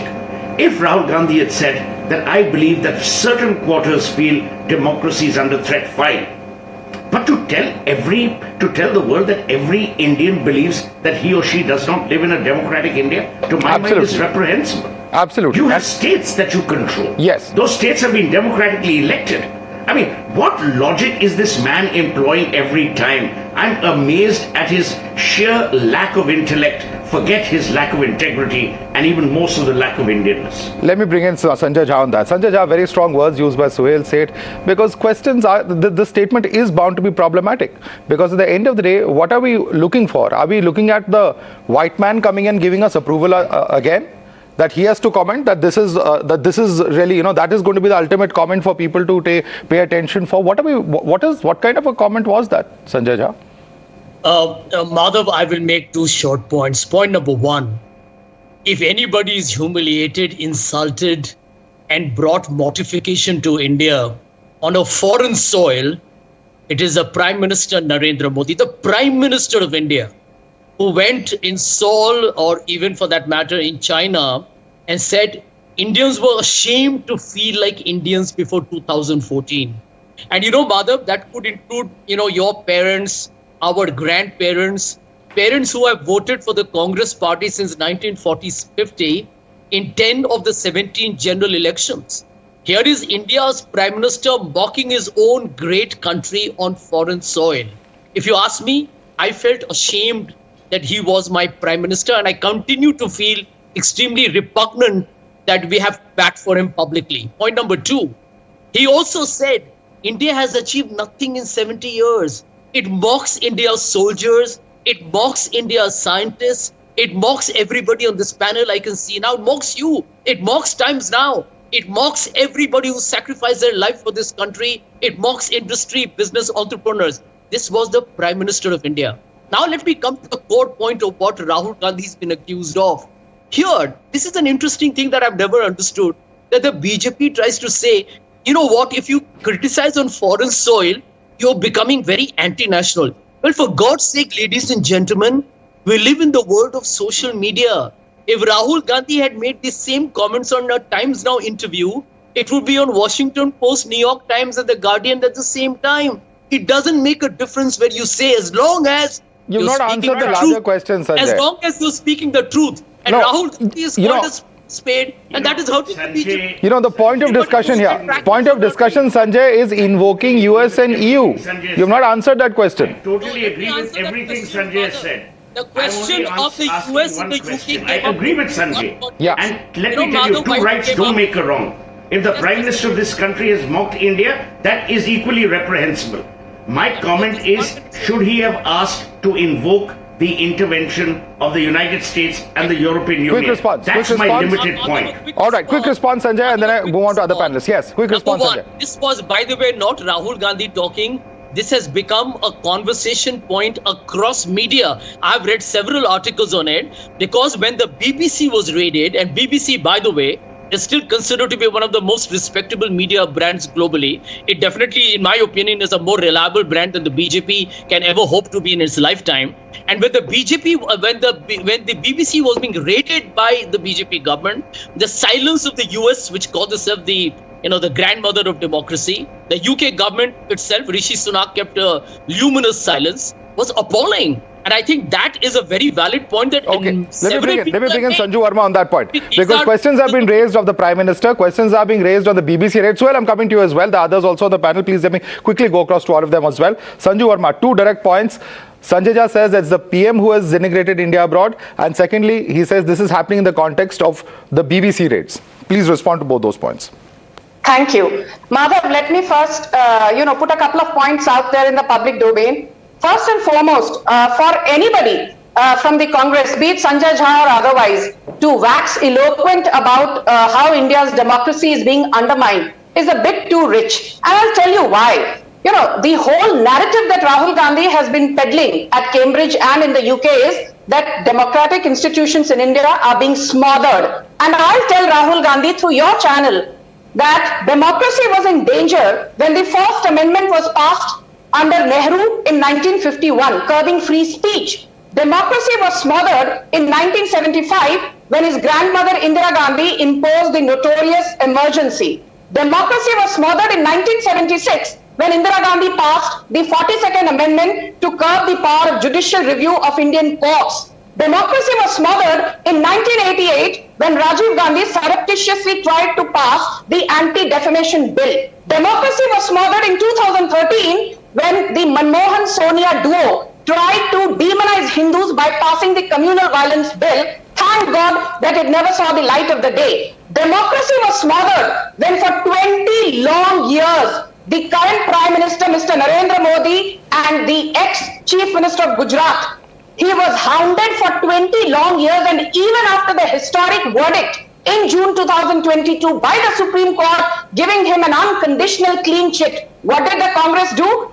Barely within 24 hours of that historic verdict, you saw the Congress darbaris like Ajay Maken and Jairam Ramesh going to Jantar Mantar to stand in solidarity with Teesta Setalwar, who incidentally the Supreme Court said has acted with ulterior motives to keep the pot boiling. And democracy के बारे में जो आप इतना ज्ञान देते हो ना, that Narendra Modi has brought ill repute to India often. I will just in 20 seconds bust your falsehoods. What did Bob Sternfels, the head of McKinsey, say recently? Bob Sternfels said that not the next 10 years, the next 100 years belong to India. What did Ray Dalio? He is supposed to be the biggest investor after Warren Buffett. He said that India's transformation under Narendra Modi is a textbook case of what excellence in leadership is all about. What did Bill Gates recently say 72 hours back? He said that Modi's digital infrastructure and social infrastructure push is commendable. What did Antonio Guterres, the Secretary General of the United Nations, say? Right. He said that India's vaccination drive is a textbook case of how crisis management needs to be undertaken. What did Klaus Schwab, the head of World Economic Forum at Davos, said? Okay. I quote him. He said, we need Narendra Modi in a fractious geopolitical world. So for Sanjay let me take that question. So there are a number of statements, and in fact, just to add, one second, I just want to add to what you're saying because this is very important. And yeah, just hang on. You made a number of points, and I want to get in a response from this point, particularly, comments that have been made by Antony Blinken, Ursula von der Leyen, and Joe Biden, which Ravi Srivastava, these are global leaders, and these are global leaders who are from democracies who are commenting on India's democracy, and they have, at least in their comments, spoken about the vibrancy of Indian democracy. Are all of those global leaders then wrong? Is that the frustration that's showing in Mr. Rahul Gandhi's statement? There is, I think that statement of Rahul Gandhi has not been understood by the people, and it's wrong notion altogether and give it a narrative that he spoke against India. He did not. He only said the word oblivious. Oblivious is you are watching it. You are simply watching it. He did not call for any interference into India's affairs.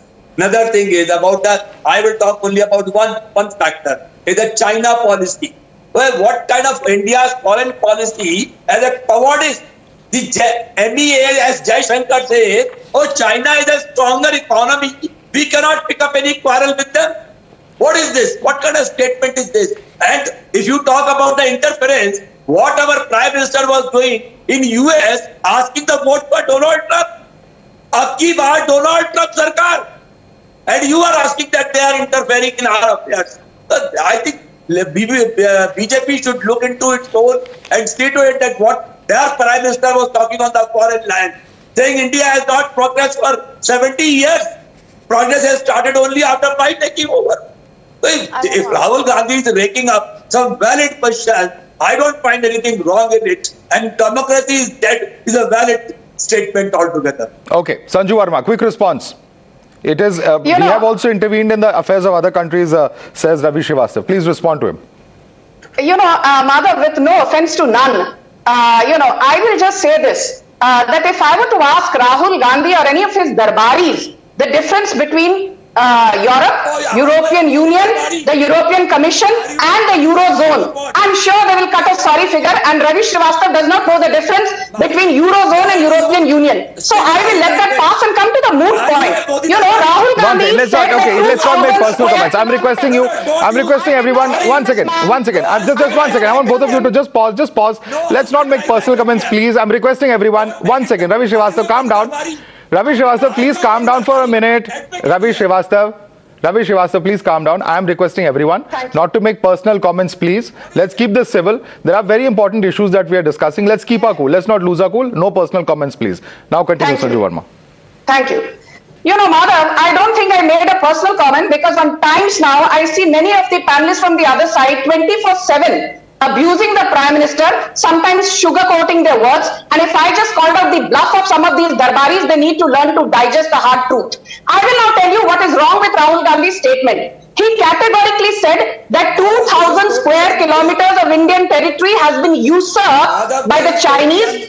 This despite the fact that Defense Minister Rajnath Singh, Home Minister Amit Shah and EAMS Jai Shankar have categorically said that not an inch of territory has been usurped. I would like to ask Rahul Gandhi, besides questioning the Modi government, can you also come clean on the 2008 MOU signed between your mother Sonia Gandhi and the then Chinese establishment? Okay. Can you come clean on the fact that 38,000 square kilometers of Chinese territory was handed over on a golden platter by your great-grandfather Jawaharlal Nehru? I think why is Rahul Gandhi singing the Chinese tune all the time? We're veering a bit off topic.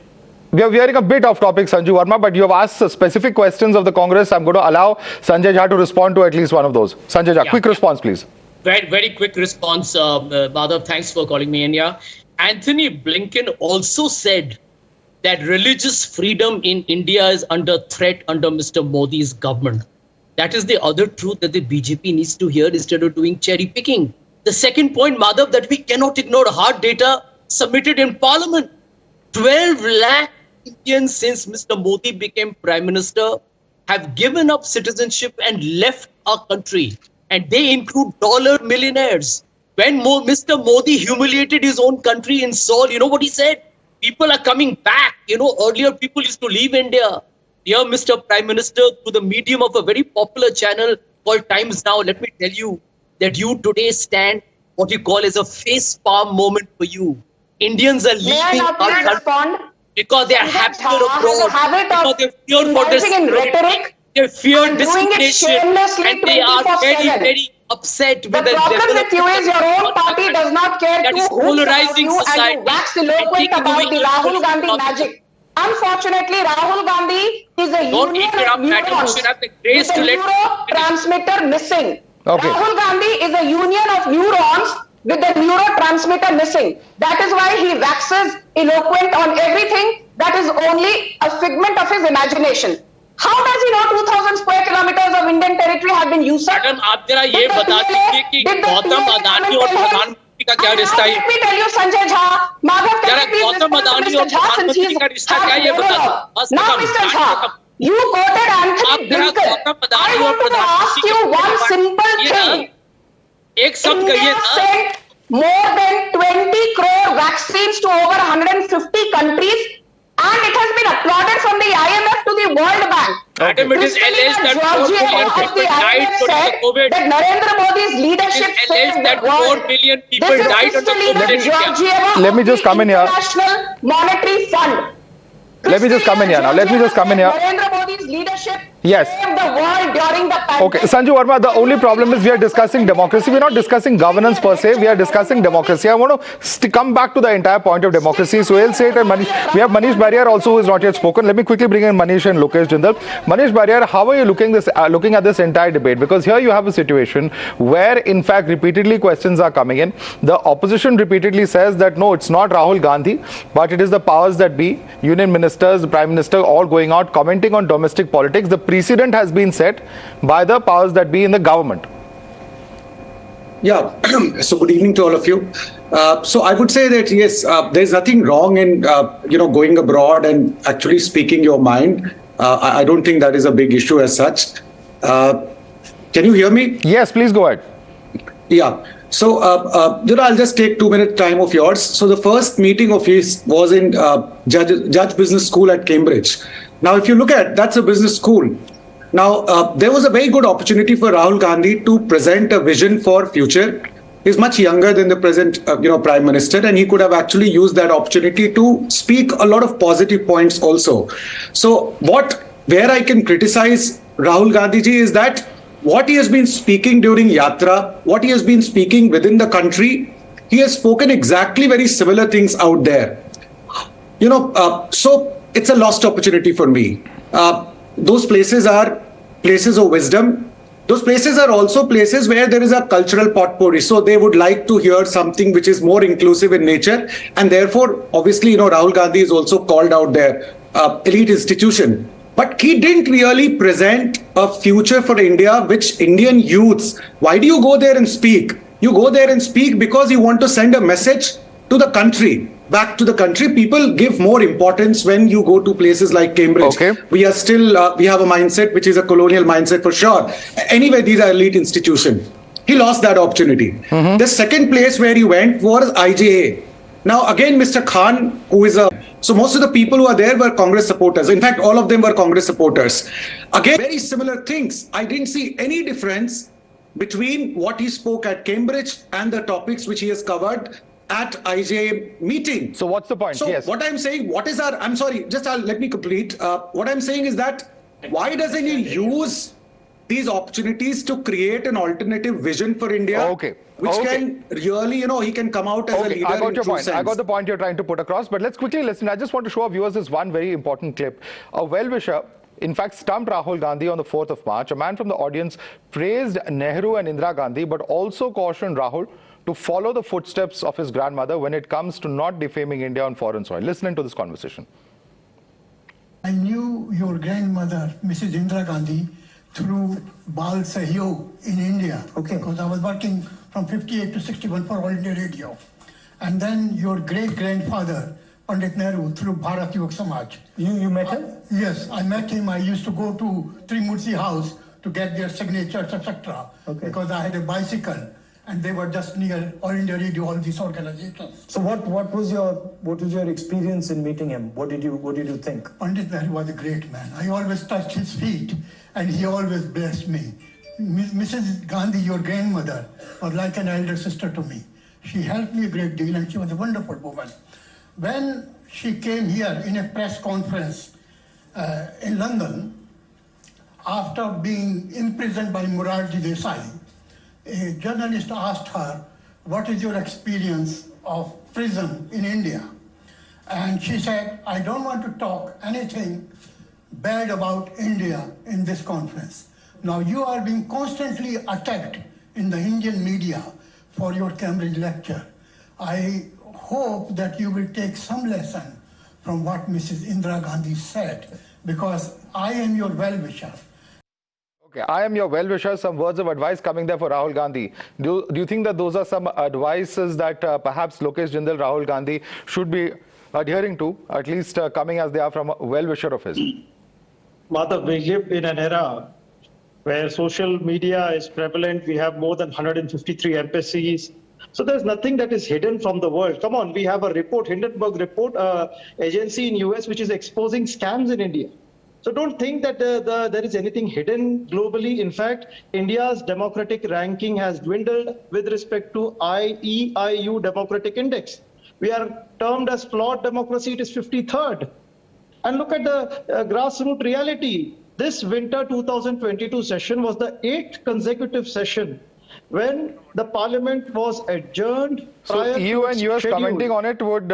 So when I'm saying that we are dwindling with respect to press freedom index, with respect to number of sittings that the parliament it functions, with respect to number of hours it is functioning, with respect to the adjournment that is taking place, and also the misuse of institutions so as to achieve political end. And then we are having all forms of interference upon independence of judiciary. Come on, what do you expect? Isn't our democracy flawed?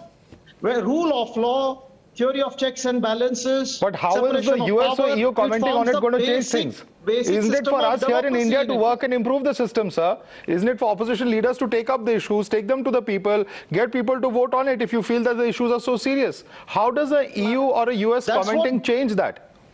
No, that's what Bharat Jodo Yatra was for. Yes. And when you are at a global platform, if the global audience wants you to hear what exactly was Bharat Jodo Yatra for, so you cannot be hypocritical. You cannot say that everything I want Suhail to comment on this. I want Suhail to respond. Suhail, Bharat Jodo Yatra was the answer, and perhaps he has every right to take out a yatra like that. 1 minute. But what is the international aspect is still not explained. So I haven't interrupted anyone. I just want some time to explain something very serious. The India of today has changed. For better or worse, it has changed. The average Indian has shed his colonialism and has shed the respect for colonialism. And there's more muscularity about India's place in the comedy of nations. We don't care about the West, or this is what we want to believe. Also, the average Indian of today is far prouder of his country than he was earlier. Whether he had reasons to be ashamed or not, I'm not getting into that debate. Today, what Rahul Gandhi has done is gone, to my mind, against the grain of what Indian thought is, which eventually he needs to understand if he wants to win an election in India. The Indian of today does not want his country to be denigrated, and he's not thinking logically all the time. He's not thinking factually all the time. Some of the points that Sanjay Jha made, or Manish made, or whoever made, Mr. Srivastava made. The point today is, let's look at the reality. This is a new India. It's a different India. It's an India which at times is arrogant. It's an India which at times is confident. It's an India which at times says, to hell with the West. Then when you say that I want the United States to intervene and the European Union to intervene, you hurt national pride. When you hurt national pride, you hurt the pride of Indians. These are people who are going to vote for you in India, and you hurt the pride of the Indian diaspora. Because they say, wow, we live in the United States. Biden kaun hota hai ki hamare desh ko democracy sikhaye? That's point number one. Point number two, I think Sanjay misunderstood, or whoever misunderstood my opening remarks. I said everyone has the right to criticize. Everyone has the right to critique. Understand what Narayan Murthy once said. He says you can disagree without being disagreeable. Rahul Gandhi is coming across as negative in every utterance. It's almost as if he hates everything. It's almost as if he believes everything is wrong with India. He has no faith in anything that's Indian. Or that is the perception. That, to my mind, trust me, Madhav, needs to change if they want to win an election. When you want to win an election, you've got to win the hearts and the minds of people. You may be factual, but if you don't win their hearts, then there's a problem. Finally, I will say, and Sanjay, I think, alluded to it, for the last 10, 11 years, the politics of our country has been formed on abuse and debasement. That needs to change. Absolutely. It is a borderless world. Someone, I think, on your program mentioned social media. It is a borderless world. We need to be more responsible about our utterances, and we need to buttress them with facts rather than just with gut feelings which are born out of anger, strife, and hatred. All right, very important points you made over there, and I think at least on the last point, I completely agree with you. I'm going to allow Ravi a quick chance to come in. Sanjay, I'm coming to you. Ravi, quick chance to Ravi to respond to the points that have been made by Sohail Seth. I have only one quick point to make, that Rahul Gandhi, in his Cambridge speech, he did appreciate India's Jan Dhan Yojana and Ujjwala Yojana. Let us see the bright spark also. If something is good, he did appreciate that. Second issue here is that Rahul Gandhi, when in the foreign soil, he's talking about the stand. He's talking about the BBC attack, the BBC chapa there. Somebody opposes you and you are raiding his headquarters in Delhi and Bombay. What is this? This is what in that reference he said, why the West is oblivious to the happenings in India and how the democracy is being screwed. Okay, quick response. Madhav? Quick response, yes, quick response, Sanju. We are ignoring the fact that he did praise the government also. Madhav, my quick rebuttal to the various comments that have been made, including that of Ravi Srivastava's, is this.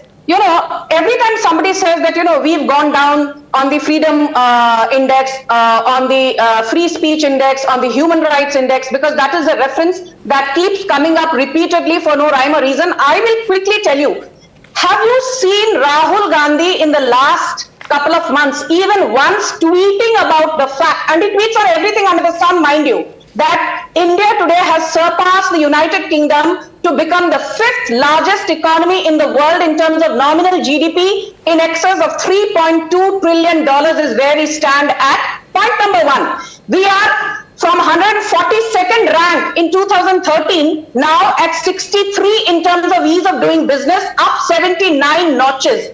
We were at 76th position in terms of global innovation ranking in 2013, now we are at 40th. We were at 79th position in terms of global competitiveness ranking. We are now at 37th. The Global Minority Report, which was released a few weeks back, placed us at number 1 from a survey of 110 countries saying India is the safest place for minorities. Did you see Rahul Gandhi or anybody from the ecosystem, the Darbaris, crowing about it? No. And I'll tell you something more in 10 seconds. Today, India has the 6th largest stock exchange in the world in terms of market capitalization. We are the 4th largest automobile producer in the world. We are the 2nd largest two-wheeler manufacturer in the world. We are the largest manufacturers of smartphones. The largest chopper factory is coming up at Bengaluru, and it will be put in place by Hindustan Aeronautics Limited, the largest in Asia. Right. Samsung has the largest facility in Noida, anywhere in the world. Did you even want Sanju Verma, all of that, while it may be factually correct, I don't think very honestly is relevant to this debate, because we are discussing democracy here. Nobody's getting into a debate about what has happened economically with the country's progress, not progress. That is a debate for another day. What we are specifically discussing is democracy, and whether democracy really has been strengthened, unstrengthened, whatever one may believe, whether Rahul Gandhi is correct or wrong, I'm not here to judge, but whether he should have raised the point of other countries coming. I think that is moot in today's debate. And I want to bring in Sanjay on that point, because Sanjay, a couple of points that you made as well, and Sohail Seth has raised them. He says that you're missing the wood for the trees. No one's questioning Mr. Rahul Gandhi's choice on whether he wants to question the government or not, but whether he should have asked for approval of other countries at a time when this is something that, is akin to hurting national pride and what is a national sentiment today. Madhav, for the record, it is important to say this very explicitly, unambiguously. Rahul Gandhi has not said that any foreign government needs to actually be interventionist in India's domestic affairs. Not at all. I think the point is larger. Silence, sir. Yeah. Hasn't he questioned the silence? EU and US's silence? To all of us here live in India, right? We may differ. Madam Verma and I differ in terms of a political ideology. But I will never doubt her commitment to patriotism, or she should never doubt my commitment to my own nationalism. We are all fighting for India through different trajectories. The answer is this. We in India are abused every time when you question the government or the Prime Minister, you call anti-national. Now this is becoming a deadly virus for this government. BBC is anti-national, George Soros is anti-national, Hindenburg Research is anti-national. I mean, they are making a fool of themselves and damaging India's reputational capital. If you're so thin-skinned, if the heat is too much in the kitchen, step out. You are not fit to be managing a great democracy like India. Okay. You're mocking this great country. Okay. And I think we all deserve a better government. Okay. Because Quick response. This damage to India's reputation. Quick response from Sanju. We're almost out of time. Quick response, please. Sanju, 30 seconds. I will just respond. I will, focus on one thing that Sohail said. I think more than anything else, cutting across ideological differences, we know, we can never agree on everything. We can choose to disagree, but we should not lose sight of meaningful discourse without resorting to abuse. So I will just end with these lines. प्यादा भी कभी वजीर होता है, प्यादा भी कभी वजीर होता है, राजा भी कभी फकीर होता है। प्यादा भी कभी वजीर होता है, राजा भी कभी फकीर होता है, पर स्वतंत्र वही होता है यारो, स्वतंत्र वही होता है यारो, जिसमें आज भी जिंदा ज़मीर होता है, जिसमें आज भी जिंदा ज़मीर होता है. So let's not lose sight of our political morality if any. That is my message to Rahul Gandhi, who is deviant and devious. Okay. I think we'll have to end the name calling there at some level. I think that's also something that our collective Zamirs should be considering. But on that poetic note, let me wrap it up, ladies and gentlemen. Thanks so much, Sanju Verma, Suhail Seth, Manish Bharyar, Lokesh Jindal, Sanjay Jha, and Ravi Srivastav for joining us this evening. I'd also like to quickly correct myself because we had inadvertently said that Rahul Gandhi made the remark alluding to foreign intervention while speaking to former US Undersecretary of State Nicholas Burns. Actually, he made the remark during the interaction with the Indian Journalists Association in London on March 4th. We apologize for that particular error. And moving on to debate number 2. Now, ladies and gentlemen, the alleged attacks on migrants in Tamil Nadu have sparked a storm. The Tamil Nadu government and the BJP are engaged in a verbal duel over who ignited the flames of xenophobia. Videos of the attacks had gone viral on social media, and the DMK accused the BJP of spreading hate. The BJP, meanwhile, said that the anti-Hindi tirade of the DMK was responsible for the fear and panic in the state. The alleged attacks on the migrants have now sparked fears of mass exodus from the state. Several migrants who returned home from Tamil Nadu have spoken about how they continue to face discrimination in the state. Let's first listen into their plight.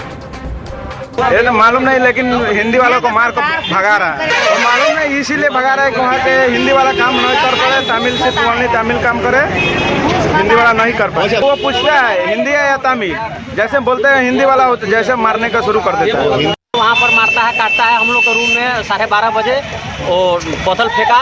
बोतल फेंकने के बाद में हम सब एक bag cylinder gas वैस बेच करके, शराब बेच करके हम लोग भागा है भूखे प्यास। हिंदी लैंग्वेज खराब है, यहाँ हम लोग का वर्किंग के लिए काम नहीं मिल रहा है। हिंदी वाले तमिल छोड़ दो, यहाँ तमिल लोगों के लिए काम है, हिंदी वाले के लिए कोई काम नहीं है। जो जगह है कोयम्बटूर और प्लस में तीरपुर, सबसे ज़्यादा घटना वहाँ पे घट रहा है। उसके बाद में वहाँ से जो मजदूर भाग रहे हैं वो रात को चुपके से भाग रहे हैं।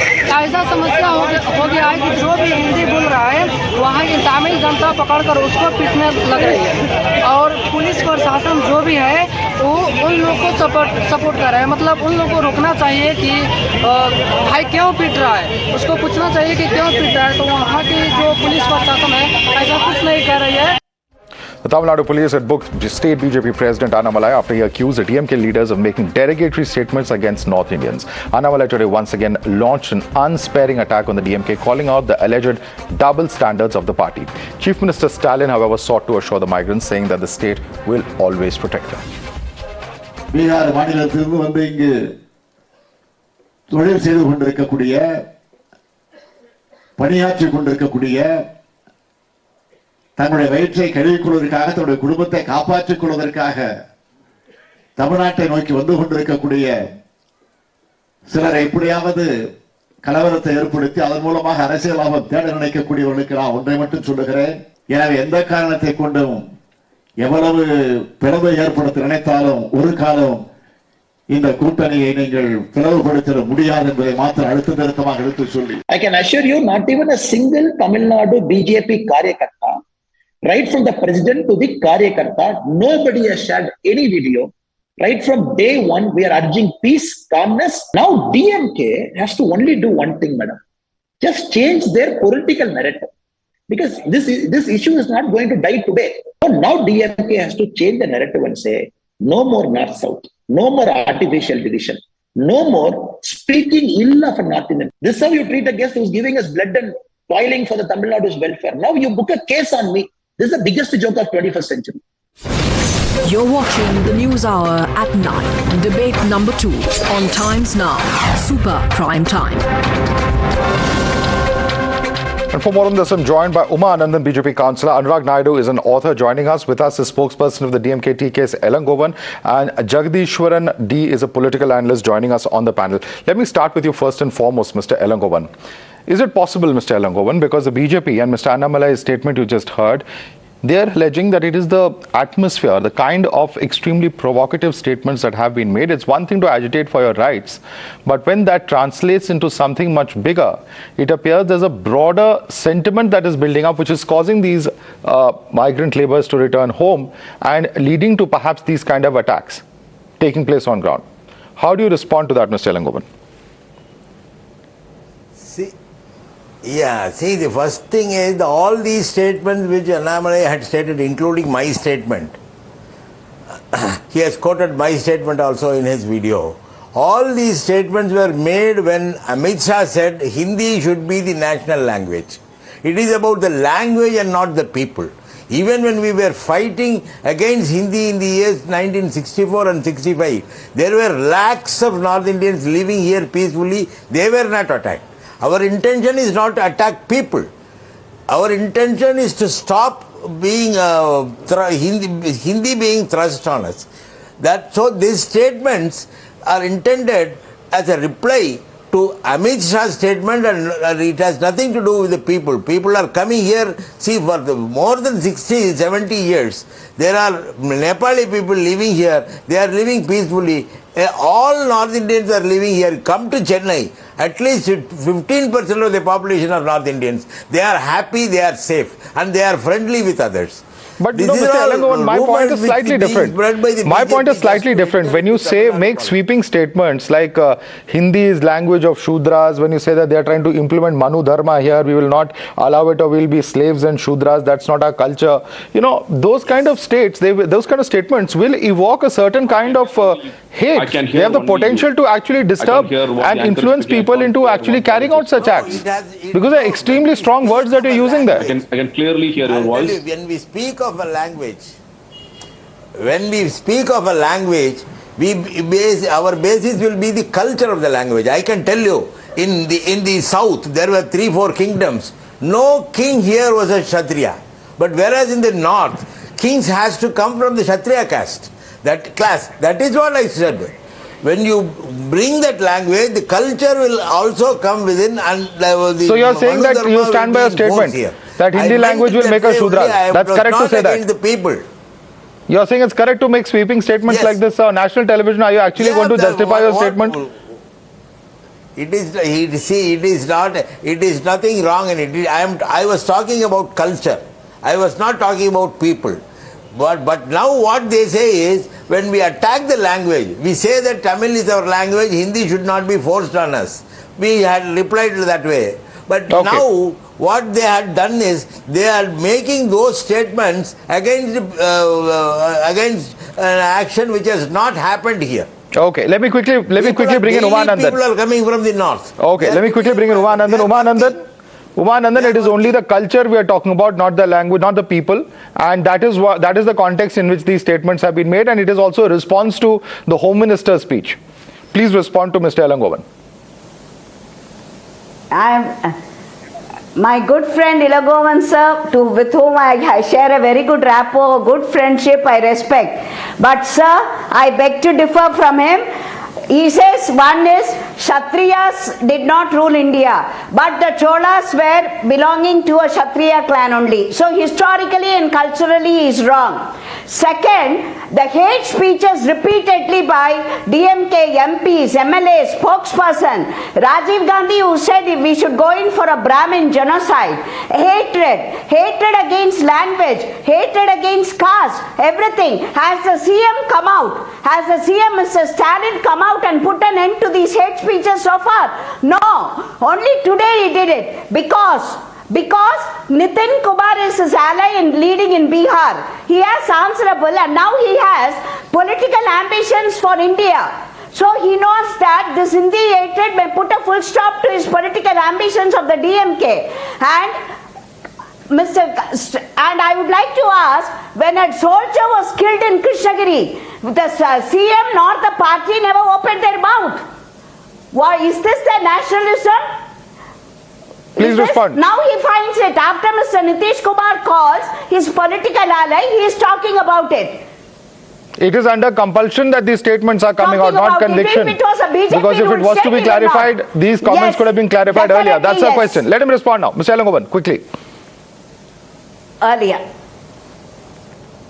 No, see, what she says, what I said was that nowhere in any part of the time in the Tamil Nadu history, North Indians were attacked. They are living peacefully. They are happy here. You can come to Chennai, go to Saukarpet. You can see thousands of families, people living there. Her question is different, sir. She is questioning why is Mr. Stalin not, why didn't he deny this earlier? Why is the statement coming out so late in the day? It is because you have been pushed into a corner, because Nitish Kumar is raising it. We were speaking, everybody was speaking. See, I'll tell you, this is a being, cannot being spread by the BJP. BJP has started this only after Tejasvi Yadav had come here. Before that, they did not speak of that. Every day, thousands of people were coming here for employment. It was news, but nobody was attacked. Okay. The video of Ponmudi, the video of Mr. Palani Velrajan, the video of Rajiv Gandhi speaking, the video of Ponmudi calling Pani Puris. Is that all false then? Isn't that a complete pejorative, sir? No, can you make language and not the people? No, but then how can you make such a comment like Pani Puris? The people. They did Pani Puris wada. Pani Puri wada. No, see, when they want us to learn Hindi, they are not educated. When they want us to learn Hindi, he said, what is the use of reading Hindi, learning Hindi? He only asked us to the purpose of learning Hindi. That is not, no sir. When no we sir, thrust Hindi, it's an excuse. Thrust on us, we have to rebuke. No. We were not, what? Why did Mr. Stalin correct his ministers, MLAs and MPs? The problem over here, Mr. Elangovan, is that these kind of speeches have the tendency to go into what is, would be known otherwise as hate speeches. But let me quickly, in fact, bring in some of the other panelists as well. Let me bring in Mr. Jagadishwaran. Mr. Jagadishwaran, these kind of comments that have been made by DMK leaders, the BJP is now saying perhaps that leads to this kind of xenophobia or this, cultural, while one may be talking about, fighting Hindi imposition. When these kind of statements are made, they do have an influence, and shouldn't leaders be a little more responsible in the kind of language they use?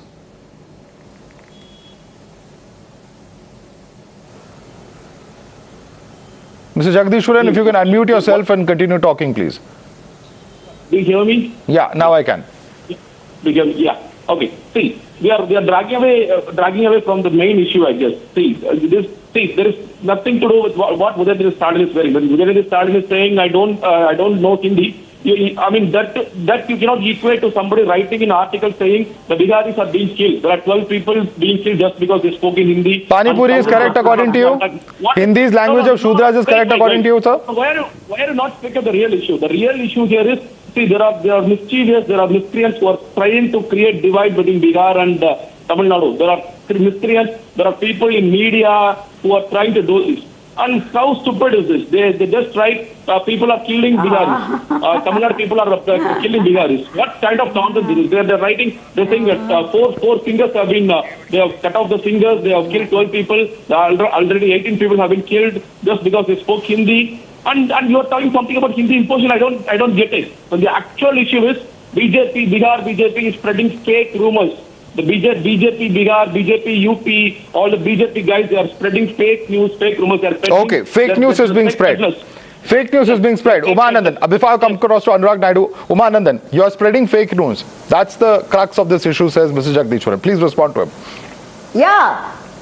Okay, if they are blaming BJP for fake rumors, DMK is far ahead of us in that. How many fake videos have they sent? How many real videos real videos attacking the Brahmins in such unparliamentary words. Genocide. Rajiv Gandhi talks about Brahmin genocide. So how can all this is not love talk? Is that love talk? Is that love talk? Why don't you talk about that? What nonsense is he talking? They have gone. All hate speeches have been started from there. What your Bihar unit is doing? Why don't you talk about what your UP unit is doing? Spreading fake news, being a fake peddler. Why you talk about what DMK is doing here? You talk about what DMK is doing here. Why don't Mr. Annamalai condemn the right-wing article saying people have been killed? Nothing. Why don't you condemn that? You are the culprits. You should first do you are the culprits. No, but the problem, Mr. Jagdishwaran, is that it takes two hands to clap. Obviously, there has been a culture, or there has been a feeling that any kind of statement can be made of people who speak a different language, and that perhaps has emboldened individuals. One cannot deny the possibility or the probability of that. And in at least one case, one individual, the GRP has actually taken into custody. This is, I think, a person who goes by the name of Magamai Das, a 38-year-old who was arrested in Villupuram, and that is a video that had really gone viral. But let me quickly bring in Anurag Naidu. Anurag Naidu, while in fact the BJP is being blamed here by the DMK panelists, and I'm coming to Umanandan, please. The larger question is what's actually happening on ground in terms of the statements, in terms of, well, one has every right to agitate if they feel that their language is being compromised at the in the context of another one. But what is happening and the statements that have been given out also, of course, are not really going to be palatable to very many people. Absolutely, Madhav. Let's call spade a spade. It's time that we call spade a spade. And there is no benefit in getting into a denial. Like Mr. Alangovan was giving a clarification that it was about a Hindi imposition debate that we made these statements. Let's be very honest. If you ask me, whatever information that was shared by Mr. Annamalai and whatever speeches that were put out by Mr. Annamalai, are they true? I would politely agree with you saying it's true because we have a media and this information is there in public domain.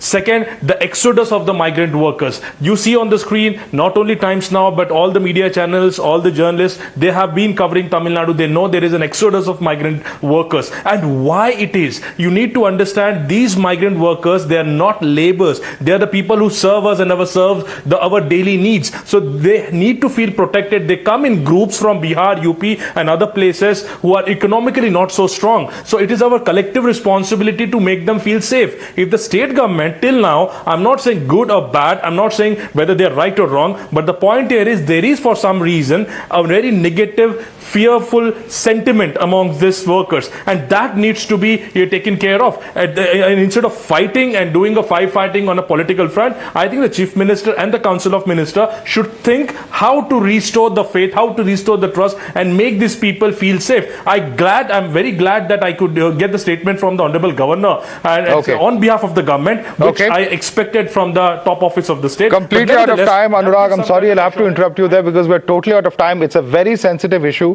Tempers can fly, passions can be roused.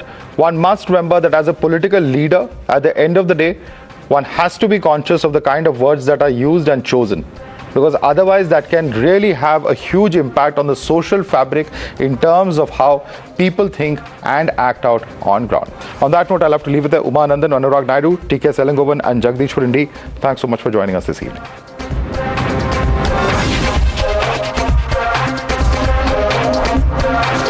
The News Hour at 9 will be right back after the break.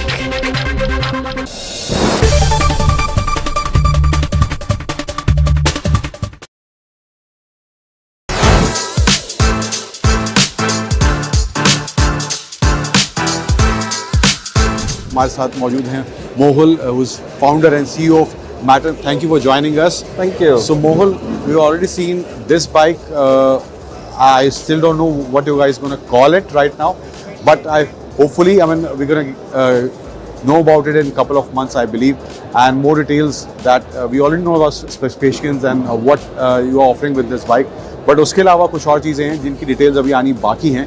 सो इस bike को लेकर थोड़ा timeline if you can explain किस तरह का timeline रहने वाला है एंड कब इसका ऑफिशियली लॉन्च आप करने वाले हैं? Definitely. So, first thing is at the Auto Expo we have also showcased the 6 kilowatt version of the bike. So at launch we had a 5 kilowatt version. Now we also have a 6 kilowatt version of the bike. And in terms of timeline, in the next 30 days we will be giving out the spec variants and pricing to the larger market. We will be opening up bookings for the Matter motorbike this quarter, and deliveries summer में शुरू हो जाने वाली है. Summer में शुरू हो जाएंगी. सो एक चीज़ जो बहुत ही टेक्नोलॉजी का हूँ इंटरेस्टिंग है इस बाइक के बारे में, इसमें गियर है. इलेक्ट्रिक बाइक होने के साथ साथ इसमें वो आइस वाला आपने एसेंस और बहुत बड़ा एसेंस इसमें बचा के रखा है. सो वो कैसे आपने उस पर काम किया and how did you thought about this कि ये अगर हम इसमें इंक्लूड कर पाते हैं गियर शिफ्ट वाला पैटर्न, सो वो कैसे स्टार्ट हुआ? So when we in 2019 when we were starting out, we spoke to a lot of consumers कि electric bike क्यों नहीं खरीदते. And in 2019 there were only a handful of players who were giving motorcycles as a product. And what we realized is कि motorcycling is emotion driven. You name your bike, you work with it, you control it, you become one with your bike. And from there the common theme came, control नहीं मिल रहा, feel नहीं आ रही. And obviously once we started translating कि हमें क्या सुनाई दे रहा है और कस्टमर को क्या चाहिए, and we've spoken to over 500 customers on this. Clear indication, gear तो चाहिए. And that's when we said कि let's make something that the consumers truly want. ऐसा नहीं कि जो टेक्नोलॉजी है उसी को वापस पैकेज करके दे देते हैं. Let's make it. तो वहाँ से when the journey started we had to make our own motors, we had to make the gearboxes, the batteries, the electronics, the entire vehicle from scratch. And nobody would have, I believe nobody would have. You're watching the News Hour at 9.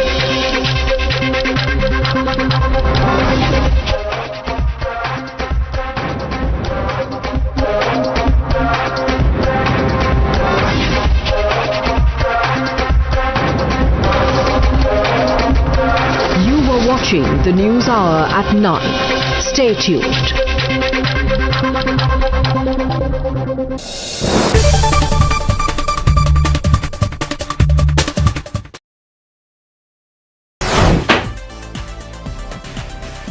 आ चुका है Poco X5 Pro का box table पे. अब इसको जल्दी से करेंगे unbox. Black और येलो कलर का ये बॉक्स है, जो ज्यादातर पोको के स्मार्टफोन पे आपको येलो कलर जो इसका सिग्नेचर कलर है वो दिखाई देगा.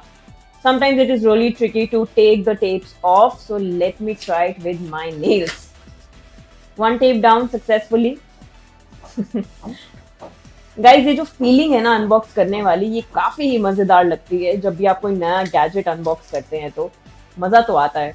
जैसे कि यहाँ देखेंगे बॉक्स के पीछे की तरफ बहुत सारे डिटेल्स लिखे हैं, बॉक्स के बारे में फीचर्स लिखे हैं, वो दिखाएंगे और उसके बारे में बात करेंगे जब फोन हाथ में आ जाएगा.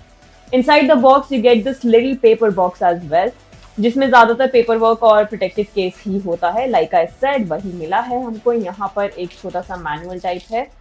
यहाँ पर फोन को प्रोटेक्ट करने के लिए आपको मिलता है ट्रांसपेरेंट प्रोटेक्टिव केस और साथ में SIM ejector tool which is very basic. अब मुझे बॉक्स के अंदर दिखाई दे रहा है हमारा डिवाइस जिसके बारे में ये वीडियो बना रहे हैं. उफ, very vibrant and peppy yellow color. Just like the box, the smartphone also boasts the combination of black or call it dark gray along with yellow. और कॉम्प्लीमेंटिंग डिजाइन आपको फ्रेम्स पर भी दिखेगा. जो कलर आपको यहाँ कैमरा मॉड्यूल पर दिख रहा है, पीछे ये जो पैच पर दिख रहा है, वही आपको उसी कलर का फ्रेम दिखाई देगा with yellow accents. वेट की बात करें तो अच्छा है, लाइट वेट है. और यहाँ पे जो येलो है this is little bit dull, not as vibrant as the box और प्रॉपर येलो. वैसे तो मैट फिनिशिंग है लेकिन ये जो कलर है इसके अंदर हल्का सा ग्लिटर आपको दिखाई देता है.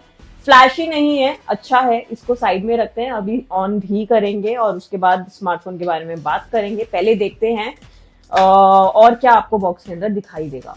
You also get a 67 watt charging brick. I really liked how they have written 67 watt here. बहुत ही बढ़िया फॉन्ट लग रहा है, कुछ डिफरेंट देखने को मिला, वरना ज्यादातर यहाँ पर नॉर्मली लिख देते हैं 67 और 80। तो ये जो इसने हल्का सा छोटा सा अटेम्प्ट किया है with the design, I really like. साथ में आपको मिलता है type C cable with orange accents, जैसे कि आप यहाँ देख पा रहे होंगे। इसको भी साइड में रखते हैं।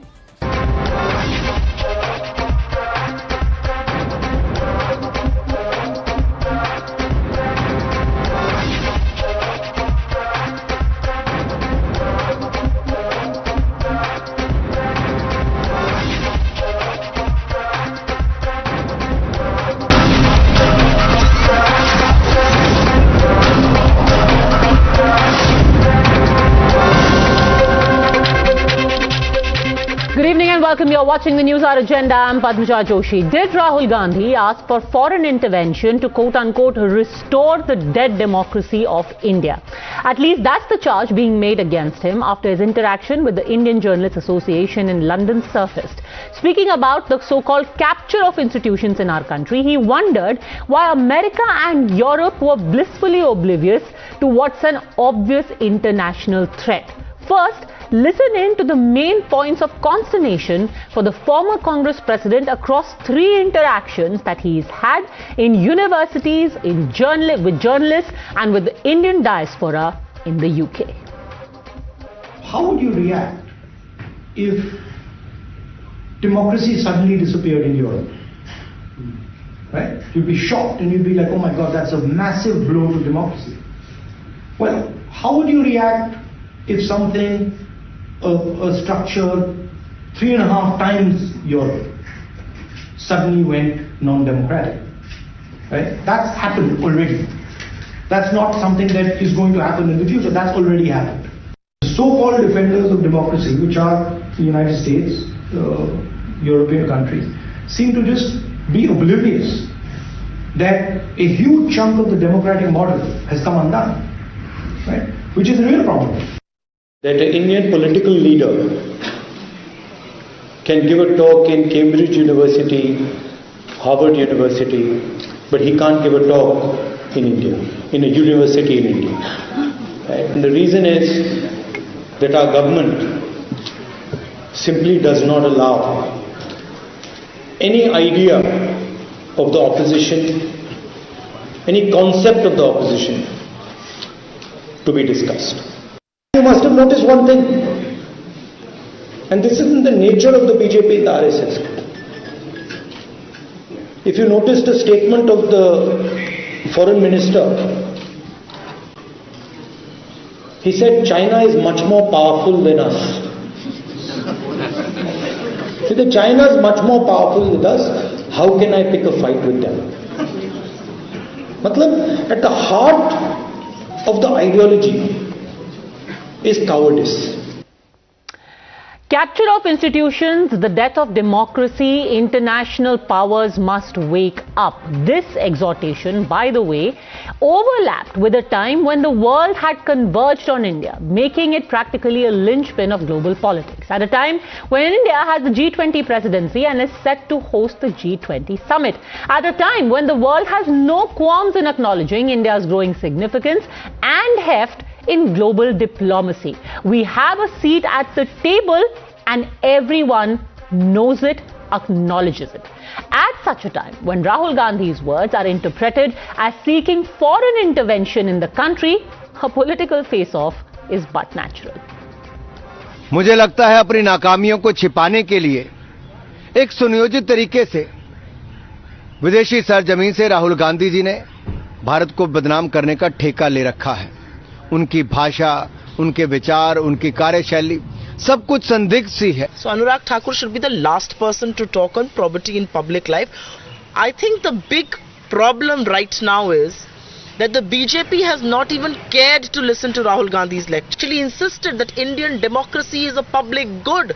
What part of that is disrespecting or defaming the country? Mr. Modi, whether it was in Shanghai or Seoul or Abu Dhabi or Oman or Toronto or the US or UK, the kind of stuff that he has said against India, he has actually on Chinese soil said, लोग सोचते थे कि हमने क्या पाप किया, हम हिंदुस्तान में पैदा हुए. Mr. Modi should apologize. Which actually brings us to the central question and something that no one has answered through the day. What really is the point that was being made in that speech? What did Mr. Gandhi mean when he said that America and Europe are blissfully oblivious to the death of democracy in India? What does he expect them to do? Is he asking for foreign intervention in India's affair? Is this also an admission to the fact that now the Congress finds itself unable to take on the BJP on home soil and is making an open appeal for external support? You're watching the News Hour at 10, debate number 1 on Times Now, Super Prime Time. Adit Kothari, founding member of Indic Society, joins us along with political analyst Harshvardhan Tripathi, leader of the Congress Qamar Zaman Chaudhary, political analyst Tehseen Poonawala and political analyst Shubhransh Rai. Adit Kothari, first of all, through the day the Congress has seemed to suggest that this is a misreading of what Mr. Gandhi has said. He never said that, America and Europe should land on Indian soil and, start the task of restoring democracy. Do you think it's a misreading? Absolutely not. I mean, why would you even invoke the debate of US and European intervention in India and, them being oblivious to what is, sort of happening in India, as per what Mr. Gandhi has said. It's absolutely, traumatizing to see a leader of the opposition party come to the UK where he should be celebrating our democracy, he should be celebrating our collective successes. And yet he chooses that platform to essentially defame India in the way that he did. It only points to sedition in our opinion. I mean, it completely contradicts whatever is there from an oath perspective that he has taken as an MP. I think it's a last ditch battle for him to make a ditch at being relevant in 2024, because after this, if he was to lose this election in 2024, where does he actually fit himself in the Indian polity? So in my opinion, what Mr. Gandhi has done, he's trivialized Indian politics, he's taken it outside the domain of the Indian borders, and he's completely dismantled the homogeneity of Indian politics. A bit to remain relevant, even criticizing your country is fine. But what exactly, Qamar Zaman Chaudhary, does he expect the European Union to do? That's the part I didn't get. What does he want them to do? To ban India? To put, constraints against India? To stop doing business with India? What does he expect them to do? Problem with Padmaja and others is the point that when Parliament is the supreme authority in Indian democracy, people from the opposition are never allowed to raise any concerns about what's happening across India, how the minorities are being subjugated, how the people of this country are facing an era of suppression. We can debate that here in India. Government. You can do it on the Newshour agenda. It can be done in Parliament. It can be done at Jantar Mantar. It can be done at Bharat Jodo. I come back to my central question. When he says India is already non-democratic, but there is no reaction from Europe and America, the so-called defenders of democracy. What reaction does he want from Europe and America, the so-called defenders? What is the reaction that is expected of them? Padmaja, you cannot be selectively discussing the entire topic today. Because Rahul Gandhi, whatever he has said in European... Sir, that was pretty much the thrust of what he said to the Indian Journalists Association. Why should I beat around the bush? I am asking you very simply about the one thing that he has said. Mr. Chaudhary, you cannot decide what is convenient for you and discuss it. It's a very important thing he said. He has said democracy is already dead in India and Europe and America are not reacting. What is the reaction you are expecting? What is the reaction? Let me cite some instances to you. Do you still feel that democracy is vibrant in India? Do you want America to intervene in our democracy? I am saying, chalo, maan liya, democracy is dead in India. Do you expect the Indian people to revive it? Or do you expect the United States of America to revive it? Who do you expect? Where are your expectations? Padmaja, if you just ask me a battery of questions, give me some time to reply also. I have only one question actually, which I have been banging on about since the beginning. Let me reply. My question is simple and only one line. Only one line question.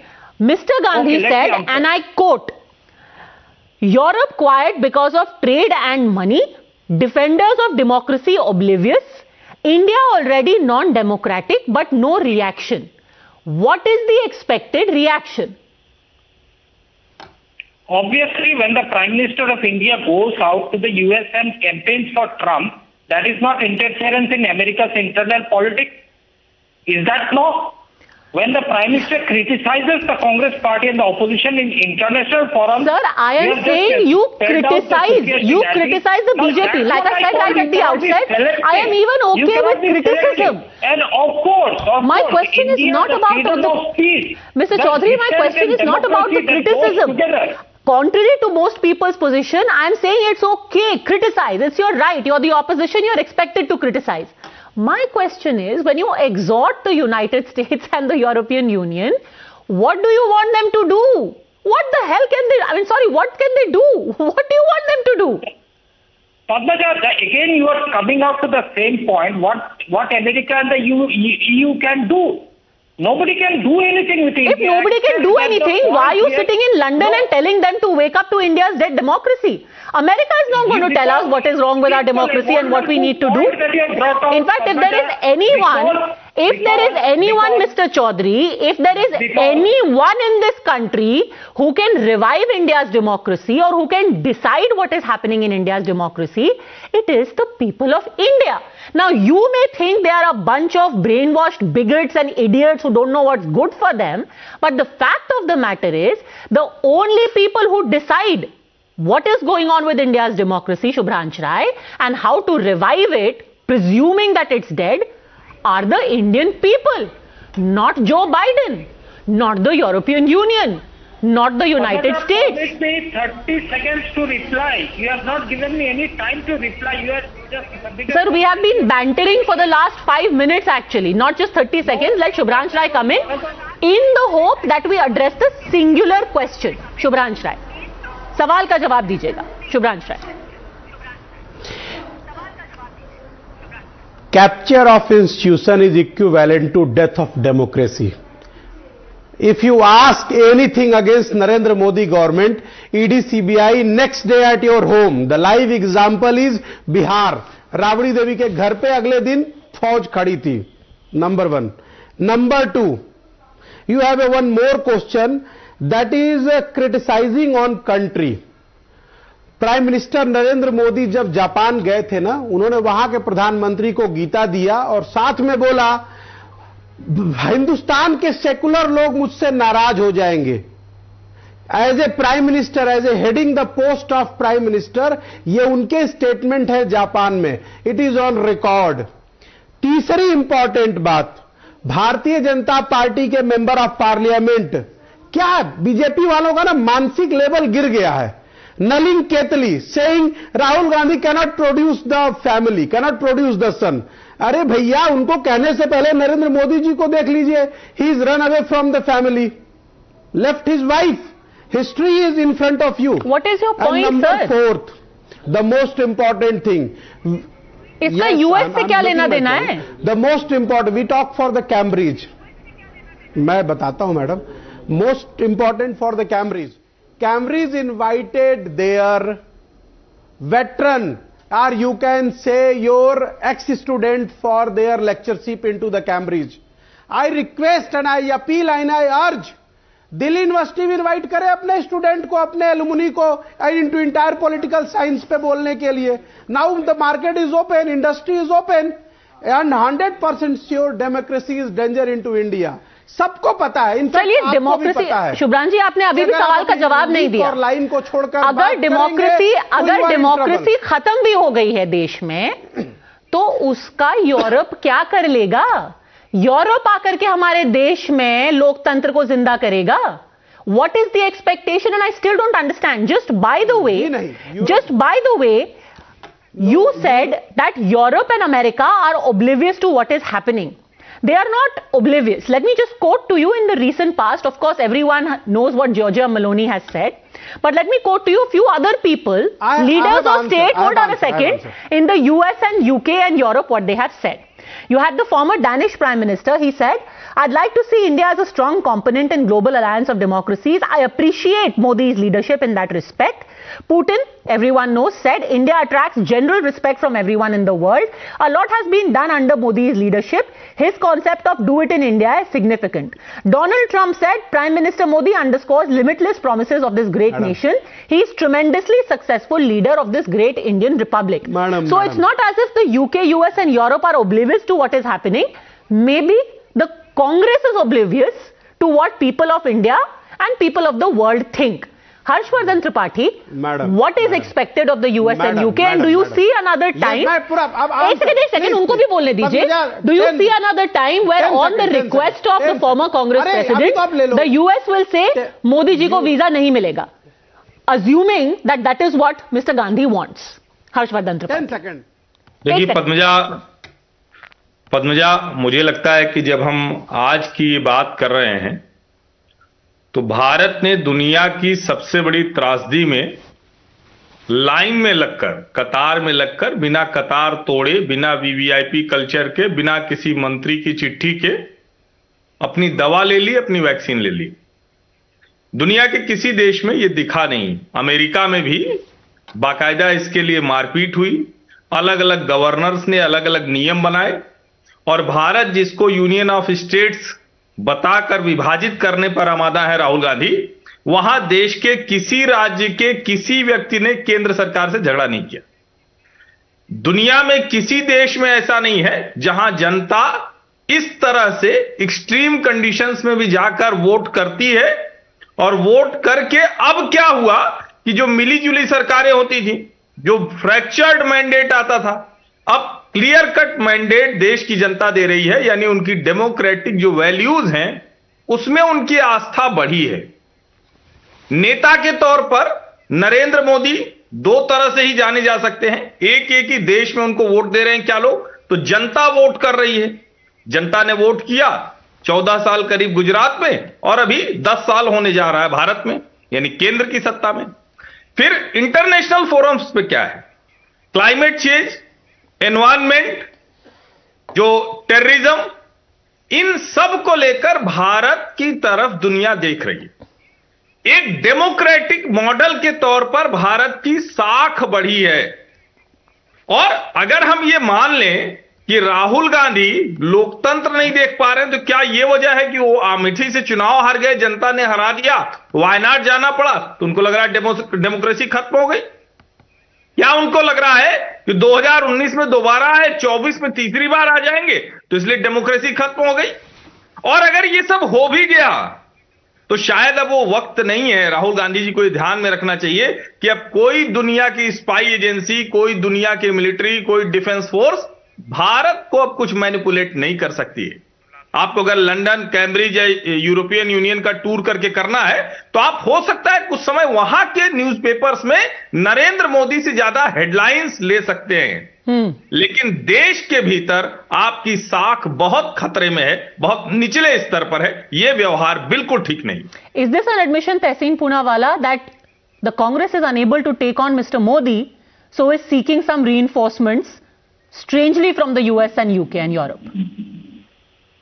I'll answer your question very, very specifically, but I object to the very strong language obviously used by the BJP loony about Mr. Gandhi, but also on this show, we should not make personal comments about people's marital life. Let's keep our debate civil. And Padmaja, your show, I don't like that, and I don't like to be a part of shows. So let's not make personal comments about people's personal lives. He's our Prime Minister. Let's come to the point. I want to answer your question very specifically. Your question is, what should Europe and America do if what Mr. Gandhi is saying is true? So for that, let me just take 20 seconds uninterrupted of who Mr. Gandhi is. His grandmother, when she went to war with Pakistan, America President Nixon said, I'm sending the 7th fleet. His grandmother said, send the 8th fleet.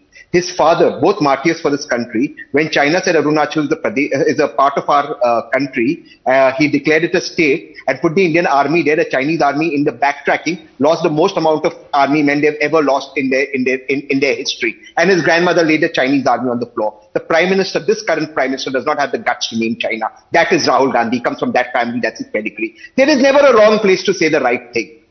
If people are embarrassed, it should be the embarrassment that is caused by the Prime Minister when he, as Prime Minister, said abroad that people were embarrassed to be Indians prior to him being Prime Minister. I didn't understand the point that you made at all. You were saying that Indira Gandhi asked for US's intervention against China. No, she didn't. How is that the same as Rahul Gandhi asking for America's intervention against an Indian Prime Minister? You didn't understand. You didn't understand. What are we saying here? That we expect America to come here and create a coup against a democratically elected government?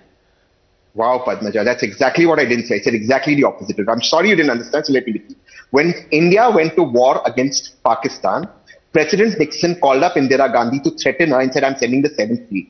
Her response to him was, send the 8th Fleet, I am going to war. She didn't bow down to President Nixon. Exactly, which is all the more horrifying that Indira Gandhi did not bow in front of the United States or anyone else. Then his but her grandson seems to think, and by the way, can I please also point out, since you are saying that Indira Gandhi was our Prime Minister who did not take any rubbish from anyone, Mr. Gandhi did not say that the defender of democracy is India.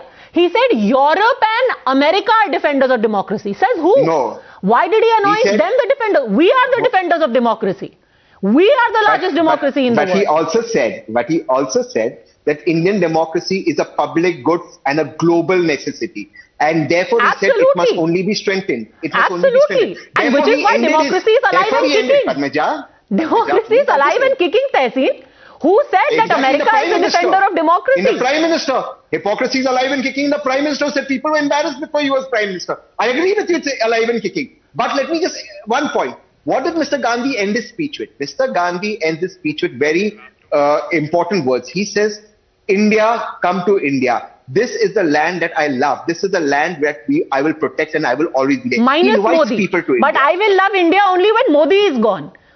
He never said that. Show me a quote of him saying that. Pretty much, that is the gist. Sir, when you are saying, hold on a second. You say, I love India, but democracy is not dying. Democracy is dead. Okay, so Tehseen Poonawalla, when you say that India is a land where democracy is dead, you essentially make it seem like we are some kind of banana republic. You cannot love a country and also say that it's a banana republic and a dead democracy. What kind of, you can't say that I love my house, but it's a hellhole. I love my house, it's a hellhole. Two don't square. I'll answer that in 10 seconds before you get in the other speaker. Just 10 seconds. So by that logic, and I extend your logic further, let's accept your logic. What the Prime Minister said is nobody was proud to be Indian before he became Prime Minister is also wrong. Criticize him. So Padmaja was not proud to be Indian before 2014. He's now removing Kuda of 60 years. Criticize him. Adit Kothari said also wrong. Adit Kothari, like begets like. Adit Kothari. Adit, you're on mute. You're muted. Adit, please. Adit, you're muted. Thanks, Tessie. I was going to say, the Indian diaspora certainly feels a lot more pride over the last 9 years. There is not an iota of doubt. You can look at the ratings. It's right in front of you. The way the Indian diaspora is now looked at internationally, it feels a sense of pride. But, Tehseen, to your point, where I wanted to take this debate to is it's become fashionable for the sort of intelligentsia to, abuse and insult your own country, insult the civilizational value of your country, and also curse your Prime Minister to be, seen as this liberal and secular, sort of cabal. What Mr. Rahul Gandhi has done is, he's essentially proving to be a duplicit and a hypocrite by using international platform to essentially defame India and its democratic values, and then come back to stay in a Lutyens bungalow that is provided to him by the same very state that he's actually defaming. So what is he essentially trying to prove here? The point is, you want to have a debate about the Indian democracy, do it, but do it in your land. When you are going abroad, like the elderly gentleman at the Taj Hotel in London pointed out, when Mrs. Indira Gandhi came to London after being jailed by Morarji Desai and then being released on a visit to London, she said, I will not discuss Indian politics in London. In London, I will only discuss the brand India. So that should be the modus operandi of any politician, be it from whatever background they come from. In fact, right now, there seems to be a disconnect. Just a second. There seems to be a disconnect, Kamar Zaman Chaudhary, not just between what Indian voter is thinking and what Mr. Gandhi is thinking, but even what the world is thinking and what Mr. Gandhi is thinking. Who is he trying to get a reaction from? From the United States. Now, the US Secretary of State, Anthony Blinken, was in India 3 days ago. Here is what he said about this horrible, horrible dead democracy called India. He says, the great power of Quad is that you have 4 like-minded countries united in their basic values. Now, you might think that India is this banana republic, which is, consigned to the dustbin of history, but the United States still thinks that we are a country which shares common values. What do you expect them to do against us? Can I reply now, Padmaja? Yes, go on, Mr. Chaudhary. Concerned about what US or EU thinks. As an Indian, what I think about this BJP government, that I can explain to you. And my leader, Rahul Gandhi, is very right in when he says that the world needs to look at Indian democracy and make the course correction right now. Otherwise, it will be very late. But how will the world make a course correction, sir? That is the basic point I'm trying to understand. Is there Harshvardhan Trivedi, a complete lack of connect, when even Mr. Chaudhary is saying that the world needs to look at India and somehow whip it into shape? Don't we have enough institutions in India to do that? Padmaja, असली मुश्किल यही है कि भारत के जो भी संस्थान हैं, इंस्टीट्यूशंस हैं, उनको दुनिया देख रही है कि वो किस तरह से अपनी जिम्मेदारी निभा रहे हैं। भारत के चुनाव आयोग को दुनिया के दूसरे देश अपने यहां के चुनाव आयोग बहुत आदर्श तरीके से कराने के लिए बुलाते हैं। खुद भारत में अलग अलग राज्यों में चुनाव करते वक्त भारतीय जनता पार्टी की हार के बाद भी अगर चुनाव आयोग संस्था पर हमला किया जाता है तो इससे समझा जा सकता है। लेकिन मेरी समस्या सिर्फ एक है। मेरी समस्या यह है कि आप बिल्कुल जो कहना है वो कहिए, लेकिन आप मैंडेट का अपमान करना बंद कीजिए। आप दुनिया की ये मैं कह रहा हूं कि आप भारत को गलत तरीके से देख रहे हैं। अब कोई यूएसए, यूके, यूरोपीय यूनियन के देश, उनकी इतनी हैसियत नहीं है कि वो भारत को अपने लिहाज से मैनिपुलेट करेंगे। मुझे लगता है कि राहुल गांधी शायद पहले के समय में जी रहे हैं। वो थोड़ा सा टाइम मशीन में पीछे चले गए।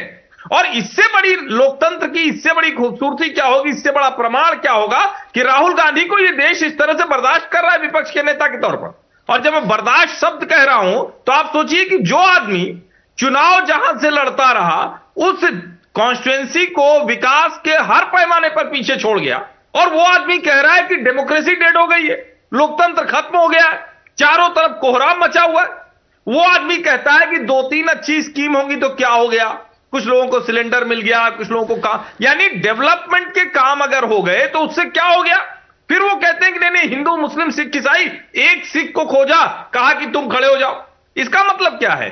वो फॉल्ट लाइंस को दुनिया के सामने दिखाना चाह रहे हैं, भारत की डेमोक्रेसी को कमजोर करके केओस करना चाह रहे हैं। सत्ता चाहिए, इसके लिए इतना नीचे जाएंगे, ये अकल्पनीय था, ये ठीक नहीं। Well, India for good reason has been called an argumentative country. It may even be a flawed democracy, but it has enough institutions and checks and balances in place that every time any of those flaws emerge, those fault lines emerge, India itself does enough to fix them.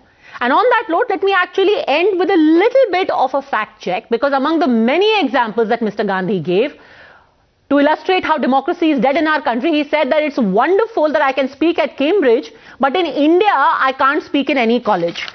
Since 2014, in 2019, Mr. Gandhi interacted with students at Stella Maris College. Let me play out that clip now. Then he went to JNU in 2016. He went to St. Xavier's College on the 28th of February 2021.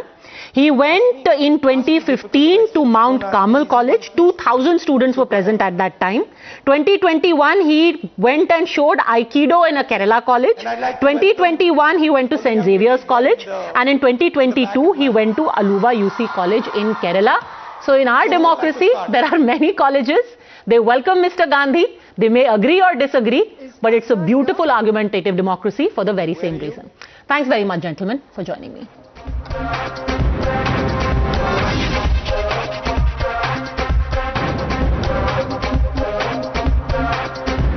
Tamil Nadu is on tenterhooks over reports of alleged attacks on migrant labourers from Bihar. A series of old and fake videos doing the rounds claiming to be of migrants being targeted out of xenophobia stoked fear and politics. Repeated denials have been issued by the state and the police, but the concerns continue. In fact, so grave is the situation that it has prompted MK Stalin's government to issue a statement in Hindi for the very first time, in a stark departure from the usual practice of giving notices in Tamil or English. However, it has not managed to calm frayed nerves. However, also as a part of its crackdown on alleged provocations and fake videos, the Tamil Nadu police booked BJP state president Annamalai. They said that he was trying to incite violence and promoting enmity between groups. This after he accused DMK, saying that while there haven't been as many attacks as being alleged in some quarters, but there definitely an anti-Hindi and anti-North Indian atmosphere that has been drummed up by the DMK through its Dravidian politics.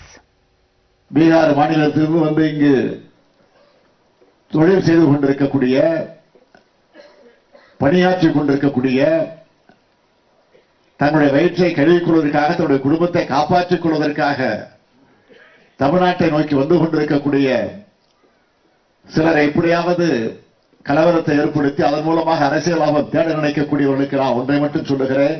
எனவே எந்த காரணத்தை கொண்டும் எவ்வளவு பிளவை ஏற்படுத்த நினைத்தாலும் ஒரு காலம் இந்த கூட்டணியை நீங்கள் பிளவுபடுத்த முடியாது என்பதை மாத்திரம் அழுத்த திருத்தமாக எடுத்து சொல்லி I can assure you, not even a single Tamil Nadu BJP Karyakarta, right from the president to the Karyakarta, nobody has shared any video. Right from day one, we are urging peace, calmness. Now DMK has to only do one thing, madam. Just change their political narrative. Because this issue is not going to die today.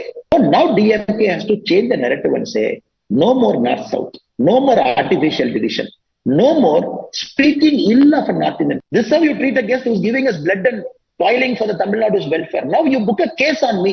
This is the biggest joke of 21st century. You're watching the News Hour at 10, debate number 2 on Times Now, Super Prime Time. All right, joining us on the debate, Rahul Ishwar, activist, Esha Sarvanan, spokesperson of the DMK, and Natesan Ramasubramaniam, political analyst. Mr. Sarvanan, the allegation against your party is that you're trying to change the narrative by dragging in the BJP and filing a case against Mr. Annamalai.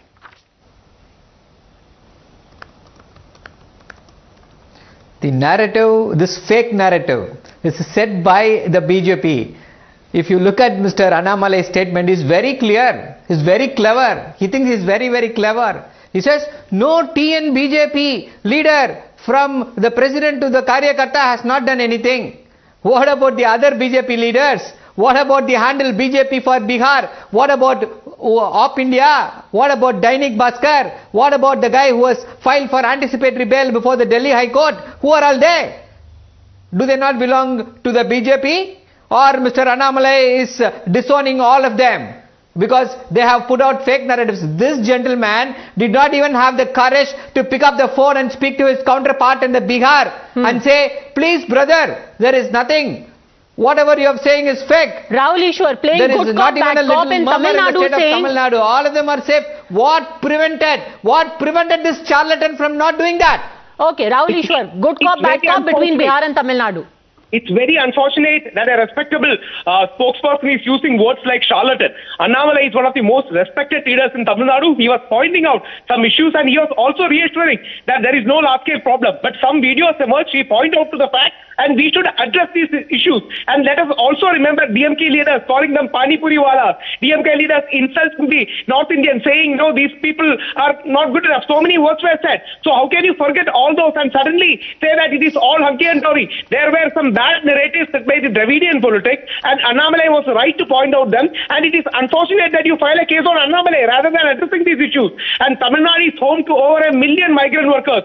My home state Kerala is home to more than 5 million, 50 lakh migrant workers. We respect our migrant workers very much, but if there are unfortunate incidents, we should address that rather than putting a case on the person who pointed out and who also said in a very corrective, pan-Indian patriotic voice that we should hold them together. So it's very unfortunate that DMK is following this footstep by really diverting from the core issue that we should address. You can deny that anything happened. Say even Annamalai is trying to vitiate the atmosphere. Do you know who else, Mr. Saravanan, is claiming that Bihari laborers have been beaten up in Tamil Nadu? Prashant Kishore, the man who handled your campaign. He is saying that irrespective of what you are claiming, Bihari laborers are being beaten. Listen to Prashant Kishore. कई लोग ये बता रहे हैं, कुछ लोगों ने ये भी बताया कि वो फेक वीडियो है, 2-3 फेक वीडियो भी उस संदर्भ में जारी किए गए हैं। मैं विधानसभा का एक वक्तव्य देख रहा था, ये माननीय उप मुख्यमंत्री महोदय बता रहे थे कि ये सब गलत वीडियो है। मैं अभी 2 दिन रुका हुआ हूं, मैं उनको सही वीडियो भी जारी करूंगा, उन लोगों को पहले बोल लेने दीजिए। जो लोग भी इस मामले को रफा दफा करने की कोशिश कर रहे हैं, इस संदर्भ में कुछ पत्रकारों से जरूर गलती हुई है, उन्होंने दूसरे जगह के वीडियो डाल दिए, लेकिन घटना में सच्चाई है। लोगों को वहां बिहार के बच्चों को, बिहार से प्रवासी जो मजदूर गए हैं, उनको उनके साथ मारपीट हुई है। जो डीजीपी ने तमिलनाडु के बयान दिए हैं, उन्होंने बहुत केयरफुली सिर्फ 2 वीडियो का खंडन किया है। उससे पहले 5 से ज्यादा वीडियो और आए हैं। पिछले 4 महीनों में से यह घटना हो रही है और इसका केंद्र सरकार की ओर से यह वीडियो जारी किया गया है। मैं अभी 2 दिन में जारी करने वाला हूं। पहले बिहार के Are you going to book and arrest Prashant Kishore? See, whatever he says is not gospel. Probably he is following the BJP for Bihar handle, Dainik Buster and Op India. Kishore is following Probably BJP he should start following gospel? Tamil Nadu IT wing. Sir, somebody he handled your party's campaign. I don't know. You That is trusted why he him is with saying your all own these things. party's messaging. Let's be honest about issues. So what, Padmaja? That was in the past. Padmaja, that was in the past. Are you saying that Prashant Kishore is a hate monger who's trying to create divide in Tamil Nadu? Are you saying that Prashant Kishore is a hate monger? I am saying Prashant, all I am saying is that he should come here, visit the state of Tamil Nadu and find out the truth for himself. That is exactly what he is saying. He is saying that he has videos which show that this has been happening for 5 months. What the truth is. And the DGP is being economical with the truth. He said that 2 videos are the only ones the DGP and the DMK are addressing, but what has happened for the last 5 months, they are not talking about that. Isn't it a fact, sir? By the way, this video that we see on our screen right now is when 2 Bihari laborers were beaten up in a local train and a man has been arrested for that. This happened, right? Tamil Nadu police has admitted that 2 Bihari laborers were beaten up and a man was arrested for it. This happened. Let's be honest. Padmaja, we are here debating the fake news peddled by BJP. For what? For political gains. Because they are not able to stomach the fact that our leader, Mr. M.K. Stalin, is able to cobble up alliances deep up north. And he is the savior. He is the savior of the youngsters of North India by getting 27% OBC quota for all India medical seat. This is going to happen across everywhere. The BJP is running scared. The BJP is afraid of our leader. That is why this diversion. Rahul Ishwar. But all of this is politics. Then what is Prashant Kishore talking about? Anyway, Rahul Ishwar answer. Padmaji, just 2 lines. Saravanan, I really respect him. But let us be honest about it. See, just 2 lines, sir. Just 2 lines. One, there were some unfortunate incidents. That doesn't paint Tamil Nadu in the bad light. But 1 or 2 unfortunate incidents happened. And every state should assertively address this. Rather than filing case on Annamalai ji, who is a very vibrant leader, who might be shackling the Tamil Nadu politics for some time, they should be addressing the real issues. Every state, especially South Indian states, especially Kerala and Tamil Nadu, really want, in Kerala we call them Aditi Tolaligal, or they means, they are guest of us. So we need those. And we need to make sure that they are no harm, they don't have any issue. When Annamalai pointed this out, they got rattled and saying it is because they want to rattle the parent in image of Stalin ji. We respect Thiru Stalin, but at the same point of time, let us address issues affirmatively. We have seen video evidence. We should address the issue rather than narrate the Mr. Saravanan, if a couple of videos have been proven to be fake, and terrible that these videos were circulated, because you cannot make the situation in a state worse and try and divide the country. True. But the fact is that what you are saying also is not entirely true. I just played out for you what Prashant Kishore said. Now listen in to actual laborers who came back from Tamil Nadu to Patna, and this is laborers working in Tamil Nadu in Patna. Listen to what they said. ये तो मालूम नहीं, लेकिन हिंदी वालों को मार को भगा रहा है। तो मालूम नहीं, इसीलिए भगा रहा है कि वहाँ के हिंदी वाला काम नहीं कर पा रहे, तमिल से ओनली तमिल काम करे, हिंदी वाला नहीं कर पाए। वो पूछता है हिंदी है या तमिल, जैसे बोलते हैं हिंदी वाला होता, जैसे मारने का शुरू कर देता है। वहाँ पर मारता है, काटता है। हम लोग का रूम में 12:30 बजे और बोतल फेंका। बोतल फेंकने के बाद में हम सभी का बैग सिलेंडर गैस वैस बेच करके, सारा बेच करके हम लोग भाग आए भूखे प्यासे। हिंदी लैंग्वेज खराब है, यहाँ हम लोग का वर्किंग के लिए काम नहीं मिल रहा है। हिंदी वाले Mr. Saravanan, this is not the BJP. These are also people who come back from Tamil Nadu. Yeah. Yeah. So, what do you? I can also make so many Biharis. We were asked, are you Hindi speaking, are you Tamil speaking, and we were beaten. That's what.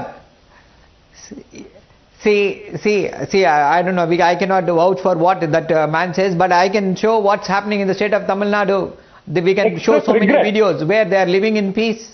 There is not a problem. Sure, sir. The problem is happening only in the media channels and in the Twitter. And in actuality, Padmaja, allow me to speak. Don't interfere. See, on the ground, because our leader, Mr. M.K. Stalin, took decisive action. He quelled these rumors with an iron fist. But sir, I am asking you to respond to these Bihari laborers. What would they have against Mr. Stalin? They are not becoming chief minister. Allow me to speak. But they are not becoming chief minister. These are laborers, poor laborers who are sitting in Patna now. laborers. Yes. Yeah. Yes. I'll tell you something. The court in 2019 in Gujarat directed FIR to be registered against Mr. Vijay Rupani, who was the chief minister of the state of Tamil Nadu. For what? For instigating violence against Bihari workers. But sir, I am not... What are we talking anywhere else? But what does that have to do with these two men? And I can play out more testimonies. There are people who are returning from Tamil Nadu to Bihar. See, Padmaja, that's what I'm saying. Are you saying they're lying? The debate is not about two Bihari workers who are complaining. The debate here is about the fake news peddle, and the union government is sitting silently and enjoying this chaos. They should step in and try to do something. When two states, when such a thing is happening, they are sitting silent. What is the Home Ministry doing? Okay, who is spanning the chaos? Who is spanning the chaos? Who is doing it for political motives, and who is speaking the truth about what they have actually gone through? The idea was just to put the facts out there, put the various testimonies out there. It must be reminded again that it's not just the BJP, but someone that you have trusted in the past, sir, who is also claiming that yes, the truth is neither what you are saying, nor what the BJP is saying. The people who are caught in the middle, they must get justice. They don't deserve to be violated. Thanks very much, both gentlemen, for joining me. May better sense prevail.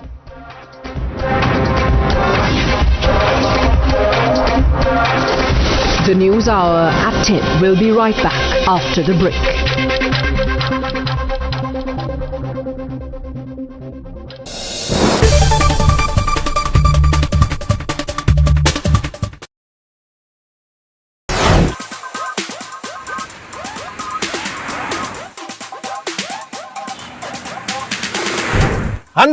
mm extra, लंबा wheel base, second row में ज्यादा जगह।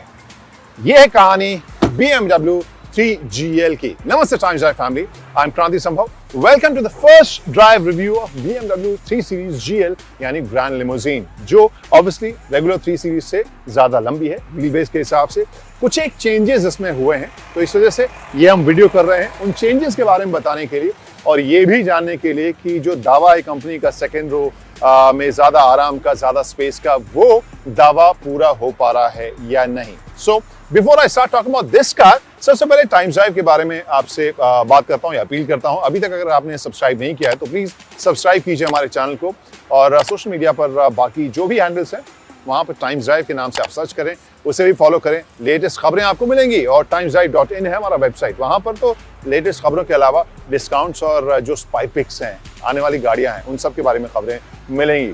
तो let's start this story. हम बात करते हैं BMW 3GL की।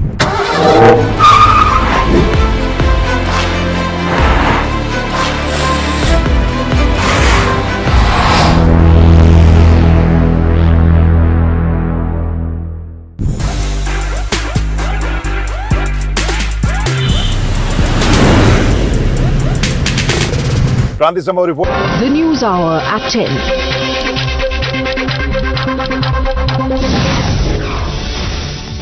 Rouse Avenue Court grants bail to K. Kavita's former CA who was arrested by the CBI in connection with excise policy case. The accused who first opened fire at Umesh Pal shot dead by cops in an encounter early this morning. UP ministers say UP government is doing what it has promised. A 12-member team of the CBI visits Rabdi Devi's residence and questions her for investigation related to land for jobs scam. Lalu Yadav to be quizzed on Tuesday. Amidst reports of G20 event in Amritsar being shifted to New Delhi, Chief Minister Bhagwant Mann checks preparations of the summit that is supposed to be held from 15 to 17 March and 19 to 20th March. Times Now Newsbreak confirmed Manik Saha to continue as the Chief Minister of Tripura. However, there is a scope for a new Deputy Chief Minister. Cabinet portfolios decided for new Meghalaya government. 8 berths reserved for NPP, 2 for UDP, 1 each for BJP and HSPDP. Conrad Sangma says new government will be called MDA2. The News Hour at 10 will be right back after the break.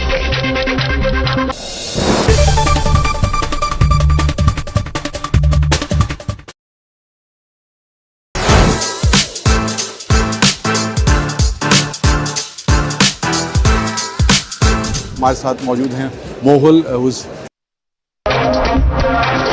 You're watching the News Hour at 10. Cabinet portfolios decided for new Meghalaya government. 8 berths reserved for NPP, 2 for UDP, 1 each for BJP and HSPDP. Conrad Sangma says new government will be called MDA2. Suvendu Adhikari writes to Prime Minister Narendra Modi, alleges CBI reluctant to get the biggest beneficiary of Sarada chit fund scam, Mamta Banerjee, convicted. Karnataka BJP Chief Nalin Kumar Katil sparks Rao, quotes MLC Manjunath to hurl impotent jab at Rahul Gandhi. BJP distances itself from the remark, Congress protests.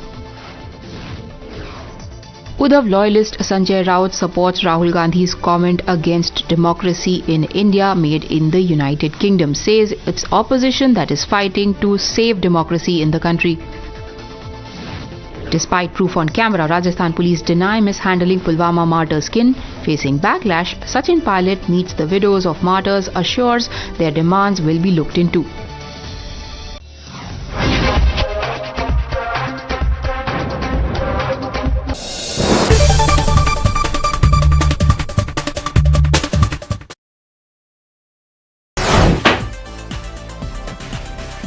आ चुका है Poco X5 Pro का box table पे। अब इसको जल्दी से करेंगे unbox. Black और येलो कलर का ये बॉक्स है, जो ज्यादातर पोको के स्मार्टफोन पे आपको येलो कलर, जो इसका सिग्नेचर कलर है, वो दिखाई देगा। Sometimes it is really tricky to take the tapes off, so let me try it with my nails. One tape down successfully. Guys, ये जो फीलिंग है ना अनबॉक्स करने वाली, ये काफी ही मजेदार लगती है। जब भी आप कोई नया गैजेट अनबॉक्स करते हैं तो मजा तो आता है।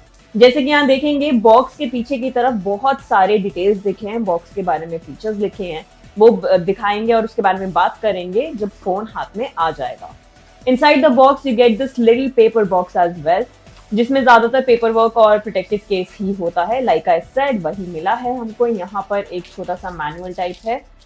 यहाँ पर फोन को प्रोटेक्ट करने के लिए आपको मिलता है ट्रांसपेरेंट प्रोटेक्टिव केस, और साथ में SIM ejector tool, which is very basic. अब मुझे बॉक्स के अंदर दिखाई दे रहा है हमारा डिवाइस, जिसके बारे में ये वीडियो बना रहे हैं। उफ, very vibrant and peppy yellow colour. Just like the box, the smartphone also boasts the combination of black or call it dark gray along with yellow.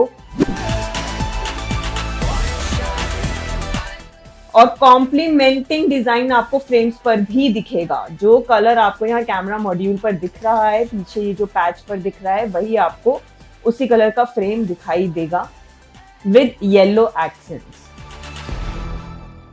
Wait की बात करें तो अच्छा है, लाइट वेट है, और यहाँ पे जो येलो है this is little bit dull, not as vibrant as the box और प्रॉपर येलो। वैसे तो मैट फिनिशिंग है, लेकिन ये जो कलर है इसके अंदर हल्का सा ग्लिटर आपको दिखाई देता है। फ्लैशी नहीं है, अच्छा है। इसको साइड में रखते हैं, अभी ऑन भी करेंगे और उसके बाद स्मार्टफोन के बारे में बात करेंगे। पहले देखते हैं और क्या आपको बॉक्स के अंदर दिखाई देगा। You also get a 67 watt charging brick. I really liked how they have written 67 watt here. बहुत ही बढ़िया फॉन्ट लग रहा है, कुछ डिफरेंट देखने को मिला, वरना ज्यादातर यहाँ पर नॉर्मली लिख देते हैं 67 और 80। तो ये जो इसने हल्का सा छोटा सा अटेम्प्ट किया है with the design, I really like. साथ में आपको मिलता है type C cable with orange accents, जैसे कि आप यहाँ देख पा रहे होंगे। इसको भी साइड में रखते हैं and that's it, that's all you get inside the box। अब बात करते हैं स्मार्टफोन के बारे में, जरा मुझे इसे ऑन करने दीजिए।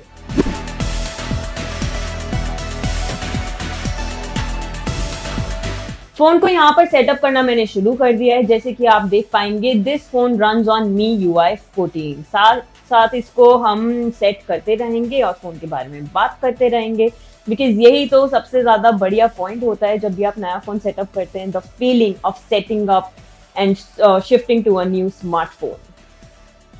तो यहाँ पर इसको सेटअप कर रहे हैं। Till that time, let me talk about the display। तो यहाँ पर आपको with Poco X5 Pro मिलता है AMOLED display with the support of 120 Hz refresh rate।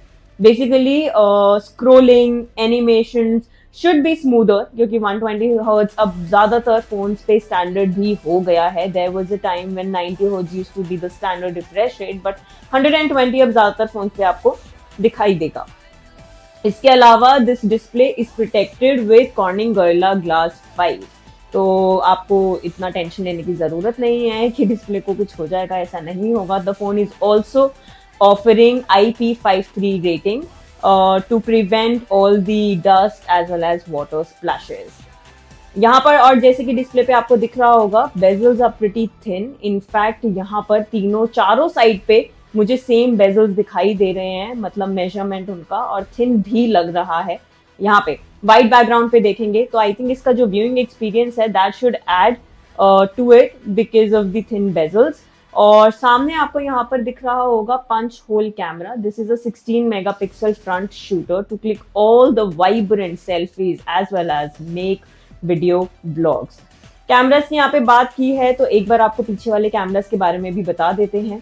Rectangular camera module आपको यहाँ दिखाई देगा। इसको कॉम्प्लीमेंट करने के लिए थोड़ा सा ब्लैक पैच यहाँ पे स्ट्रेच किया गया है।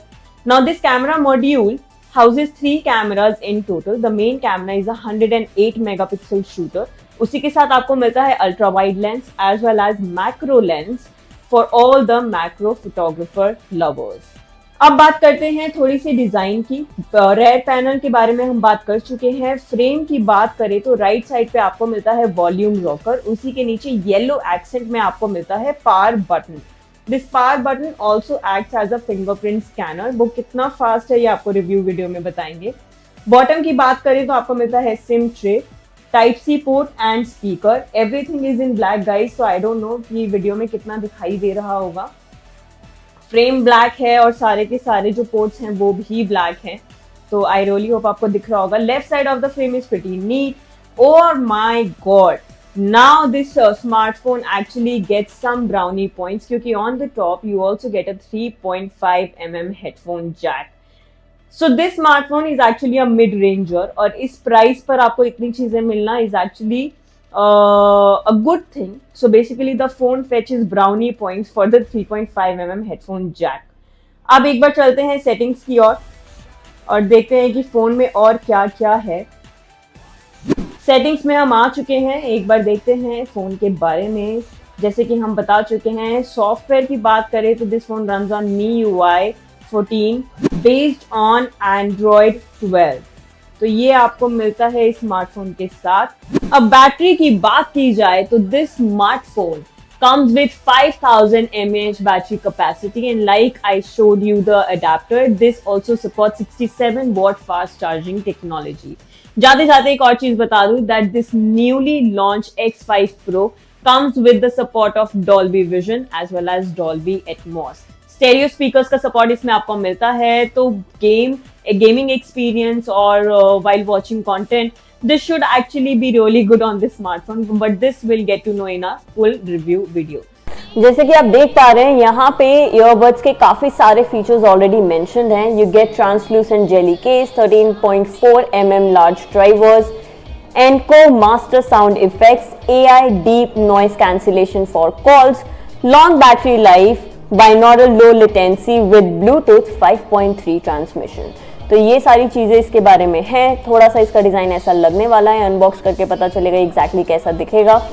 राइट साइड पे यहाँ पर कंपनी ने कुछ चीजें लिखी हुई हैं। अब निकालते हैं इस ईयरबड्स को डब्बे से बाहर।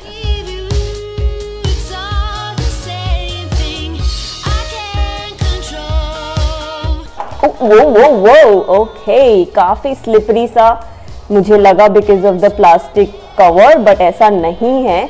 यहाँ पे अच्छी ग्रिप बन पा रही है, काफी लाइट वेट भी दिख रहा है। एंड एक्चुअली जैसे बॉक्स पे मेंशन था, this is a translucent case. मैंने तो फर्स्ट टाइम देखा है, looks really nice.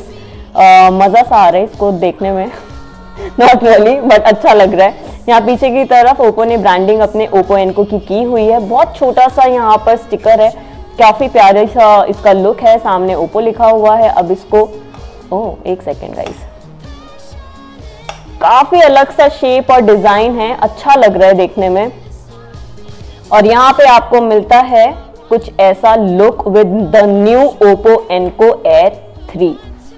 This one is in white colour option और काफी ही यहाँ पर अगर आप देखेंगे जैसे केस पर है ना नीचे ट्रांसलूसेंट इफेक्ट, यहाँ पे भी स्टॉक खत्म होने के बाद आपको हल्का सा प्लास्टिक क्रिस्टल टाइप इफेक्ट यहाँ पे दिख रहा है। काफी नया और मिनिमलिस्ट तो नहीं है बट डिस्टिंक्टिव है। आई रियली लाइक्ड इट, बहुत अच्छा सा लुक ही इसको दे रहा है, देखने में अच्छा लग रहा है। बट पर्सनली देखो गाइज, यहाँ पे ना आपको ठीक से ये डिजाइन दिखेगा, ये वाला।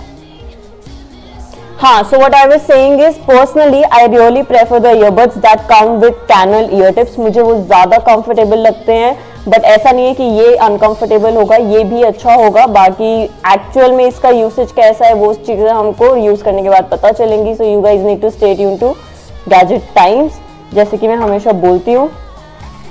इसके फुल रिव्यू के लिए बॉक्स में आपको ये मैनुअल गाइड भी मिलता है, सेफ्टी गाइड या manual guide which will tell you about the product even more. Setup कैसे करना है आप इसके थ्रू देख सकते हैं। यहाँ पे जेस्चर्स मेंशन है कि कितनी बार टैप करने से क्या एक्टिवेट होगा, तो इसको एक बार पढ़ लीजिएगा। लेफ्ट साइड और राइट साइड के जेस्चर्स यहाँ पे मेंशन है। वॉल्यूम डाउन अप करने के लिए आपको क्या दबाना है वो यहाँ पे लिखा हुआ है। सो ये था इसका ओवरऑल लुक। ड्राइवर्स का साइज आपको बता चुके हैं 13.4 mm, काफी बड़ा साइज है। यूज करने के बाद पता चलेगा कि कैसा दिखने वाला है। सो या For decision makers, for the opinionated, for the unsure, for dinner time debaters, from metro stations to living rooms. We present the facts and help India make a judgment. From stories that shake the nation to opinions that shape them, I delve deep into the biggest news of the day and uncover every fact, every source, and every statement through debate and discussion. Get a 360-degree perspective on every story and get a conclusive closure. Join me, Navika Kumar, on the Newshour at 9, only on Times Now.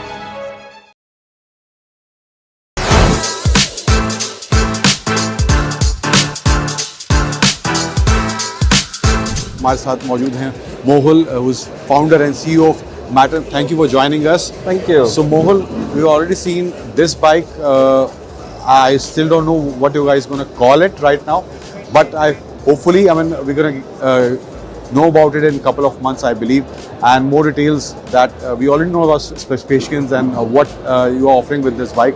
But उसके अलावा कुछ और चीज़ें हैं जिनकी details अभी आनी बाकी हैं. So इस बाइक को लेकर थोड़ा timeline, if you can explain किस तरह का टाइमलाइन रहने वाला है and कब इसका officially launch आप करने वाले हैं? Definitely. So first thing is at the Auto Expo we have also showcased the 6 kilowatt version of the bike. So at launch we had a 5 kilowatt version. Now we also have a 6 kilowatt version of the bike. And in terms of timeline, in the next 30 days we will be giving out the spec variants and pricing to the larger market. We will be opening up bookings for the Matter motorbike this quarter, and deliveries summer में शुरू हो जाने वाली है. So एक चीज़ जो बहुत ही technology का हूँ इंटरेस्टिंग है इस बाइक के बारे में, इसमें गियर है. Yep. इलेक्ट्रिक बाइक होने के साथ साथ इसमें वो आइस वाला आपने एसेंस और बहुत बड़ा एसेंस इसमें बचा के रखा है. सो वो कैसे आपने उस पर काम किया and how did you thought about this कि ये अगर हम इसमें इंक्लूड कर पाते हैं गियर शिफ्ट वाला पैटर्न, सो वो कैसे स्टार्ट हुआ? How So when we in 2019 when we were starting out, we spoke to a lot of consumers कि electric bike क्यों नहीं खरीदते. In 2019 there were only a handful of players who were giving motorcycles as a product, and what we realized is that motorcycling is emotion driven. You name your bike, you work with it, you control it, you become one with your bike, and from there the common theme came, control नहीं मिल रहा, feel नहीं आ रही. And obviously once we started translating कि हमें क्या सुनाई दे रहा है और कस्टमर को क्या चाहिए.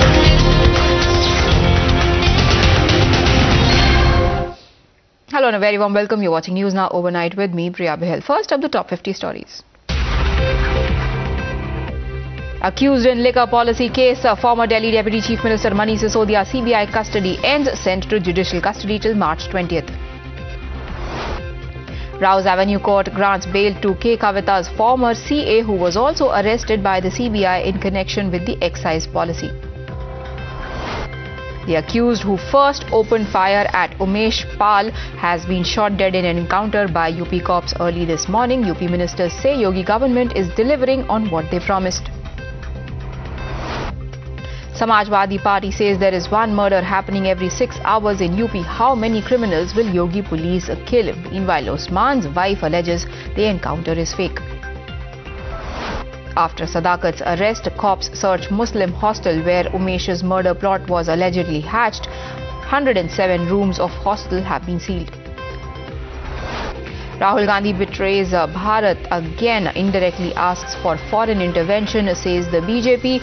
When Rahul Gandhi says that US and European Union are oblivious to the fact that democracy has died in India. 12-member team of CBI visits Rabdi Devi's residence and questions her for investigation related to land for job scam. Lalu to be summoned tomorrow. Despite criticism amidst raids at AsiaNet head office, Pinarayi Vijayan brazens it out. Police raids at Calicut office of Malayalam news channel. Journalists hit streets in protest. Politics over unverified videos of attack on migrants explodes in Tamil Nadu. BJP brings out rap sheet against Stalin and company, says past anti-North India narrative is to blame for lending credibility to rumors. ISIS mouthpiece Voice of Khorasan has claimed that they carried out revenge strikes in India in the honor of their religion. They claim Coimbatore and Mangaluru blasts were the handiwork of their brothers. Times Now Newsbreak has been confirmed. Manik Saha will continue as the Chief Minister of Tripura for the second time around. However, there is also scope for a deputy.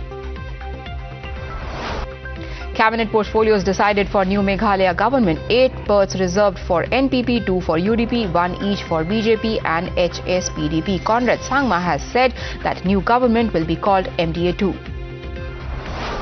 Subhendu Adhikari has written to Prime Minister Narendra Modi alleging CBI is reluctant to get the biggest beneficiary, quote-unquote, of the Sarada chit fund scam, Mamta Banerjee, convicted. BJP MP and Karnataka Chief Nalin Kumar Katil has sparked controversy over his impotent barb at Rahul Gandhi. However, the party has distanced itself from his remarks. Congress is protesting. NIA has conducted raids on individuals allegedly involved in providing financial support for planting bombs during Prime Minister's rally in Patna. Raids conducted at houses of Mohammad Sinan, Iqbal, Sarfaraz, Nawaz and Nofal. Uddhav Thackeray loyalist Sanjay Rawat has said that he agrees with Rahul Gandhi's statements made in UK, where he said that democracy in India is dead. Sanjay Rawat says it is the opposition in India who is fighting to save the democracy. Delhi High Court has set aside a trial court order directing registration of FIR against BJP leader Syed Shahnawaz Hussain and his brother in an alleged rape case. Speaking over the murder of Nasir and Junaid, Rajasthan Minister Govind Ram Meghwal says most wanted criminals joined Bajrang Dal, kidnap people and then burn them alive in cases of cow smuggling. Bandi Sanjay, Telangana BJP president, along with other BJP leaders, staged protest at BJP headquarters in Hyderabad over women's safety in the state. PDP Chief Mehbooba Mufti has welcomed the Court of Inquiry recommendation for life imprisonment for an army captain in Amshipura fake encounter case. However, she seeks similar accountability in Hyderpura and Lavepura encounters as well. Resignations are piling up on Kerala Chief Minister's desk as party members tender their resignations en masse amidst reports of CPI-SDP nexus in Kerala. Congress workers today gherawed Mandya district president at party offices demanding to name the candidate of the party amidst rumours that turncoat BJP minister Narayan Gaura is coming back to Congress. Maiden joint military exercise Frinzex 23 between Indian Army and French Army will be conducted at Pangode Military Station, Thiruvananthapuram from 7th March to 8th March. Work is underway in full swing for construction of Ram Mandir in Ayodhya ahead of Jan 2024 deadline set by the BJP. Fresh visuals from temples on your screen.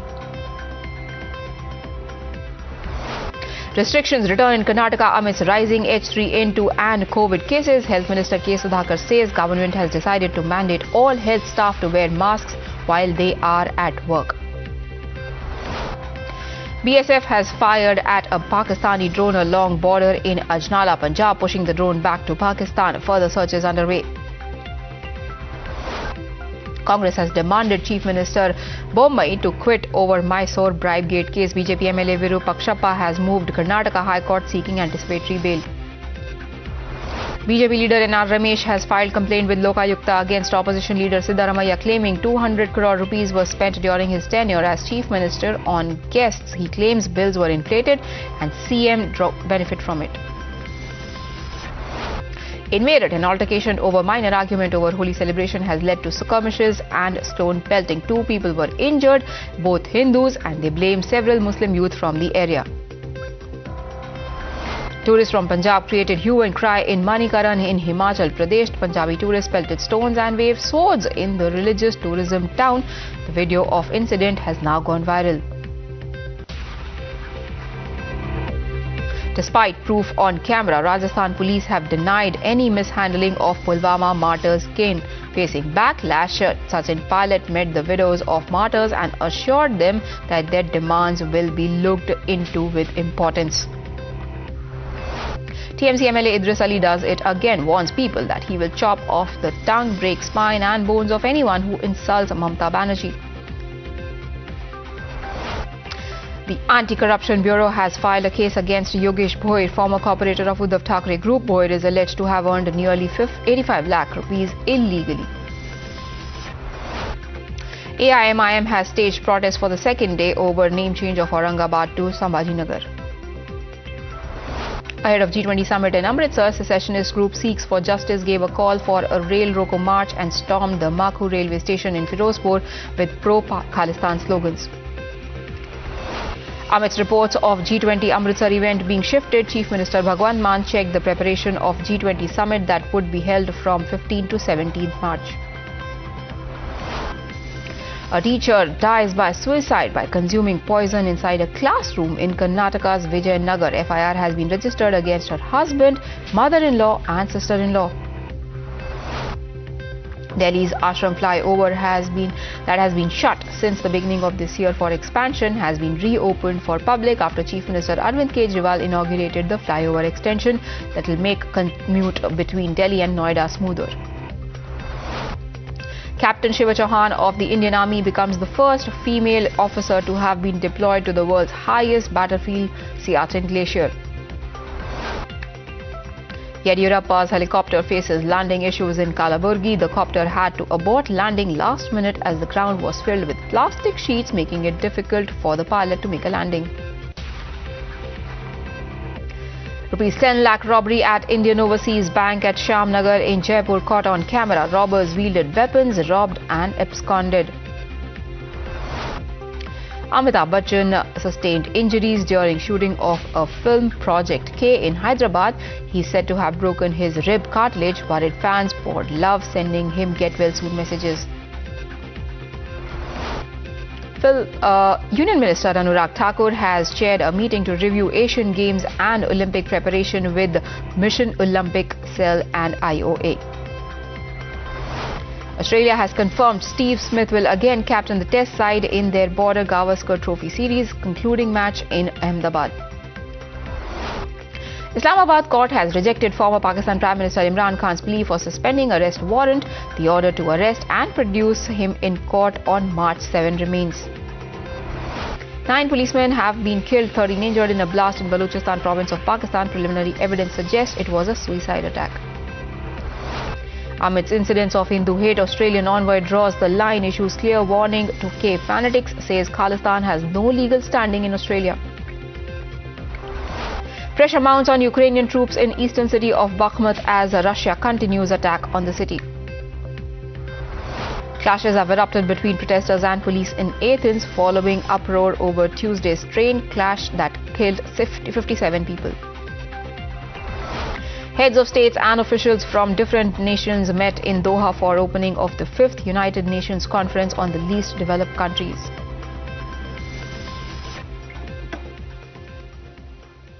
Now, days after his promise of eliminating Mafia Raj in the state, Yogi Adityanath's unsparing crackdown is in full swing. 11 days after Ramesh Pal, a key witness in 2005 murder case, was killed, 2 of the 6 people involved in that shootout have been eliminated by the police. Today, it was the turn of Osman, alias Vijay Chaudhary, to be killed in an encounter which happened earlier this morning. Many of the killers are still on the run and the UP police has vowed to hunt them down as well as soon as possible. ये सबको बताया जा चुका था कि इसका कोई भी व्यक्ति जो इस हत्याकांड में शामिल है बचने नहीं पाएगा और सभी लोग कानून के दायरे में लाए जाएंगे। साथ ही साथ जो लोग ऐसे व्यक्तियों को छुपाते हैं या शरण देंगे, वो भी इनको अभियुक्तों को छुपाने और उस हत्याकांड में मदद करने के भागीदार होंगे। वीडियो प्रसारित हुआ था, उसमें यह